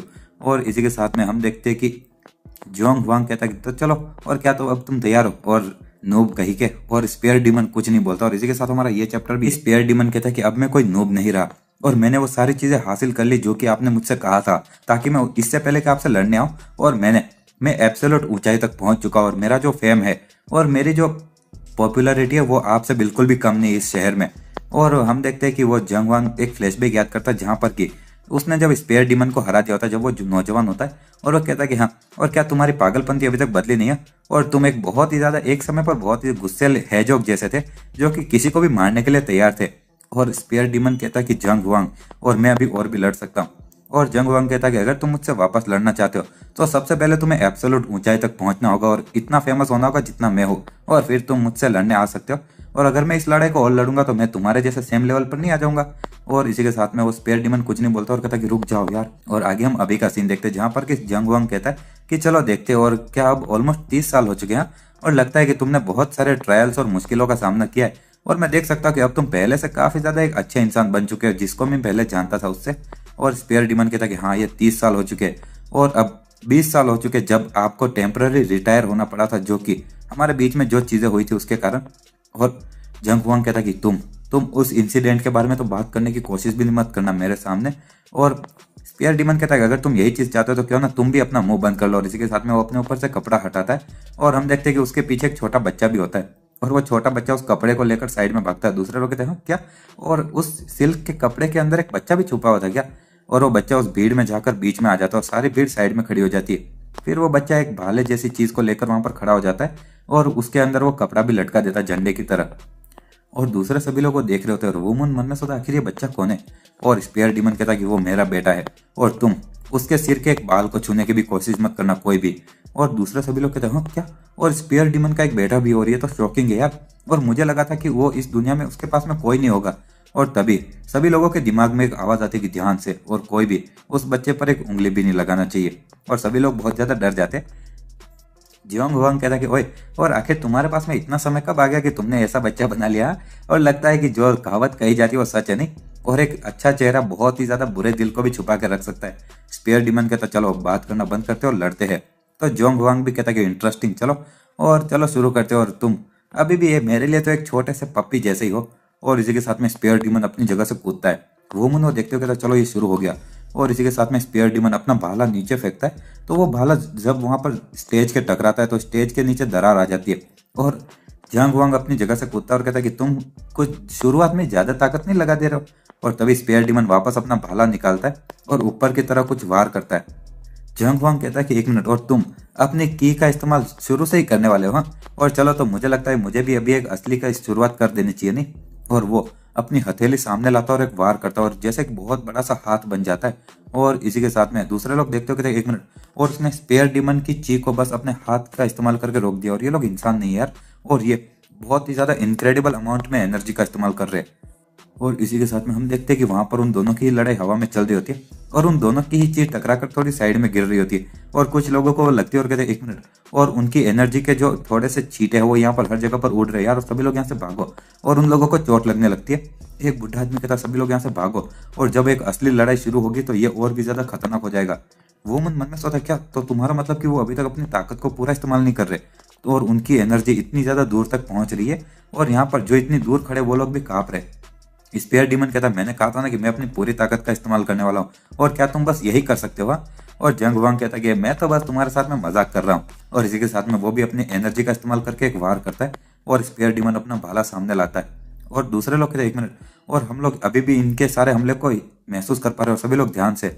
और वुमन अपनी आंखों में चीर डालते हुए कहता है कि ये अलग तरह की टीचिंग है जो कि मैंने पेंटिंग से सीखी, उससे बिल्कुल अलग।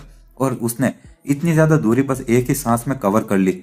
और हम देखते हैं कि वो उसको देखते हुए मन में सोचा कि वो अपनी सांस को रोक रहा है और बाद में अपनी दूरी को कम कर रहा है और वापस उनके बीच में आता है। और अब देखो वो वापस उसके पास में जा रहा है। और हम देखते हैं कि जंग वांग जब स्पेयर डीमन के पास में जाता है और वो मन कहता है उसने वापस अपनी सांस लेना रोक दिया। और ये अमेजिंग है और मैं इनकी एक भी मूवमेंट को मिस नहीं करना चाहता हूँ।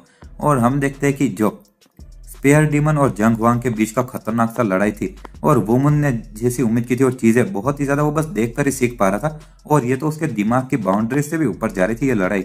और हम देखते हैं तभी भीड़ में एक इंसान चल के आ रहा होता है और दूसरे लोग कहते हैं सभी लोग साइड में हो जाओ। हम देखते हैं कि एक आदमी उसके टकराता है और जिस आदमी ने जिसका चेहरा नहीं दिख रहा होता है, और वो टकला आदमी कहता है ओ इडियट हटो, और तुम बहुत दिमाग खराब कर रहे हो। और हम देखते हैं कि सामने वाला जो बंदा होता है वो कहता है कि मुझे गुस्सा मत दिलाओ और वरना तुम्हें मरना होगा। और वो टकला आदमी कहता है 1 मिनट रुको, और तुम तो वो वेनम किंग हो नहीं? और दूसरे लोग कहते क्या क्या कहा तुमने? और वेनम किंग, और सच में ये वेनम किंग है? और आखिर ये बुरा इंसान यहाँ पर क्या कर रहा है? और जल्दी से यहाँ से भाग जाओ इससे पहले कि तुम इसके झांसे में आ जाओ। और वुमन भी वो देख रहा होता है और मन में सोचा आखिर ये क्या है, और आखिर उसने ऐसा क्या किया कि वो इतनी ज्यादा खतरनाक हालत में दिख रहा है। और हम देखते हैं कि सभी लोग भाग रहे होते हैं और उनके पीछे कुछ काली काली चीजें आ रही होती है और वो लोग कहते हैं मेरी बॉडी मूव नहीं कर रही और मैं मरना नहीं चाहता, कोई मुझे बचाओ। और हम देखते हैं कि वो काली काली चीज में जितने भी लोग आ रहे हैं वो मर रहे होते हैं। और वो वेनम किंग कहता है कि मैं बिना मुसीबत किए जिंदा रहना चाहता था, लेकिन लगता है कि तुम जैसे कचरों के कारण मैं वो भी नहीं कर सकता। और हमें बताया जाता है कि ये डोकुक के अंदर पैदा हुआ बंदा था और इसने बहुत सारे गुनाह किए थे और बाद में उसने शेचोंग के एक फैमिली के लीडर की बेटी को ऐसे बहका दिया था और बहुत सारे जहरीले आर्ट्स को सीखा था और उसने एक अल्टीमेट हथियार को बनाया जिसका नाम था कि माउन। और इस तरह का ये इंसान था वेनम किंग। और इसी के साथ में हम देखते हैं कि जिनके भी वो काले काली चीज लगती थी वो लोग पिघलने लगते थे और बोलते कि हम बॉडी मूव नहीं कर पा रहे और कोई बचाओ। और वेनम किंग कहता है कि हाँ, और इन वॉरियर्स की लड़ाई को देखकर मुझे लगता है कि मेरे अंदर भी कोई चीज जाग चुकी है और लगता है कि यही वो रास्ता है जो कि मेरे लिए है। और दूसरे लोग पिघलते जा रहे होते उस चीज के अंदर और दूसरे लोग कहते हैं आखिर वेनम किंग यहाँ पर क्या कर रहा है। और वेनम किंग कहता है सभी लोग भाग जाओ और अगर तुम इसके अंदर पकड़े जाओगे तो तुम मरोगे। और अब सिचुएशन जब ऐसी हो चुकी है तो चलो देखते हैं कि मेरी ताकत कितनी आगे तक बढ़ सकती है और क्या ये हो सकता है कि मैं स्पेयर डीमन और इस जोंग वांग को भी मार सकता हूँ। हाँ? और वुमन मन में सोचा आखिर ये क्या, और ये भोले लोगों को मार रहा है। और अब मुझे लगता है कि वो इंसानी जिंदगी को उसको कुछ फर्क नहीं पड़ता यार। और कुछ लोग भागते हुए कहते हैं कि जल्दी से भागो और इसका श्राप बहुत ही तेजी से पीछे पड़ रहा है। और जब सभी लोग भाग रहे थे वुमन मन में सोचा अरे यार और लोग खतरे में, और ये क्या कोई रास्ता नहीं जिससे हम सभी को बचा सकते। और जल्दी से सोचो संग वो मून। और तभी वो सोचा कि ओ हाँ, और वो हाथ की हथेली से खतरनाक सी हवा और एक ऐसी हवा जो कि मैंने पेंटिंग का इस्तेमाल कर मैंने बनाने के बारे में सोचा था। और मुझे अपने दोनों ही हाथों के उस पेंटिंग की लाइन की तरह हवा इकट्ठी करनी होगी और फिर मुझे अपने पाम का इस्तेमाल कर मतलब हथेली का इस्तेमाल कर एक हवा का झोंका फेंकना होगा जिससे वो सारा जहर पीछे हट जाए। और इसी के साथ में वो उस मूव का इस्तेमाल करता है और सभी लोग भी कहते हैं 1 मिनट, आखिर ये ताकत और हवा और जितना भी ये जहरीला ये जो श्राप था ये भी एक जगह पर इकट्ठा हो रहा है। और हम देखते हैं कि जितनी भी वो काली काली चीज होती है वो सारी चीज उसी वेनम किंग की तरफ जाने लगती है और वेनम किंग कहता है आखिर ये क्या है, और आखिर मेरा जो श्राप है वो मेरी तरफ वापस क्यों आ रहा है। और वुमन मन में सोचा कि मैं इस हवा का इस्तेमाल कर रहा हूँ ताकि मैं इस श्राप को उसी एक जगह पर इकट्ठा कर सकूं। और वेनम किंग कहता अनबिलीवेबल, और ये इम्पॉसिबल है, और कोई इस तरह से हवा का इस्तेमाल कैसे कर सकता है, और मुझे एक एंटीडोट की जरूरत है जल्दी। और लेकिन हम देखते हैं कि वुमन अभी भी हवा का इस्तेमाल किया ही जा रहा होता है और वेनम किंग अपने ही जहर में धीरे धीरे पिघल के मर जाता है और उसका जैसा कुछ एक सुराग भी नहीं बचता है। और सभी लोग देखते रह जाते हैं। एक बंदा कहता आखिर क्या हुआ, और एक ताकतवर हवा आई थी जिससे कि वेनम किंग खुद ही उसके उस श्राप में कवर हो गया। और आखिर ये चीज किसने की, और वुमन कहता कि हो मैंने कर दिया यार। और दूसरे लोग कहते कि ये एक डिवाइन जस्टिस है और भगवान ने हमें बचा लिया, और भगवान ने इतनी ज्यादा ताकतवर हवा चलाई कि जिससे वो बेरहम कातिल मर गया, और लगता है कि यही इस रास्ते से, और हम लोग सच में लकी थे। और वुमन वहां पर कहता है कि हाँ, और वो मन में सोचता है कि ये अच्छा रहेगा कि मैं ये सारी चीजें शांति से जाने, तो ज्यादा फेमस होना भी ठीक नहीं है। और इसी के साथ हमारा ये चैप्टर भी यही खत्म होता है। अगर आपका वीडियो पसंद आती है तो लाइक शेयर एंड सब्सक्राइब कर देना। मैं डेली इसी वीडियोस लाता रहता हूँ।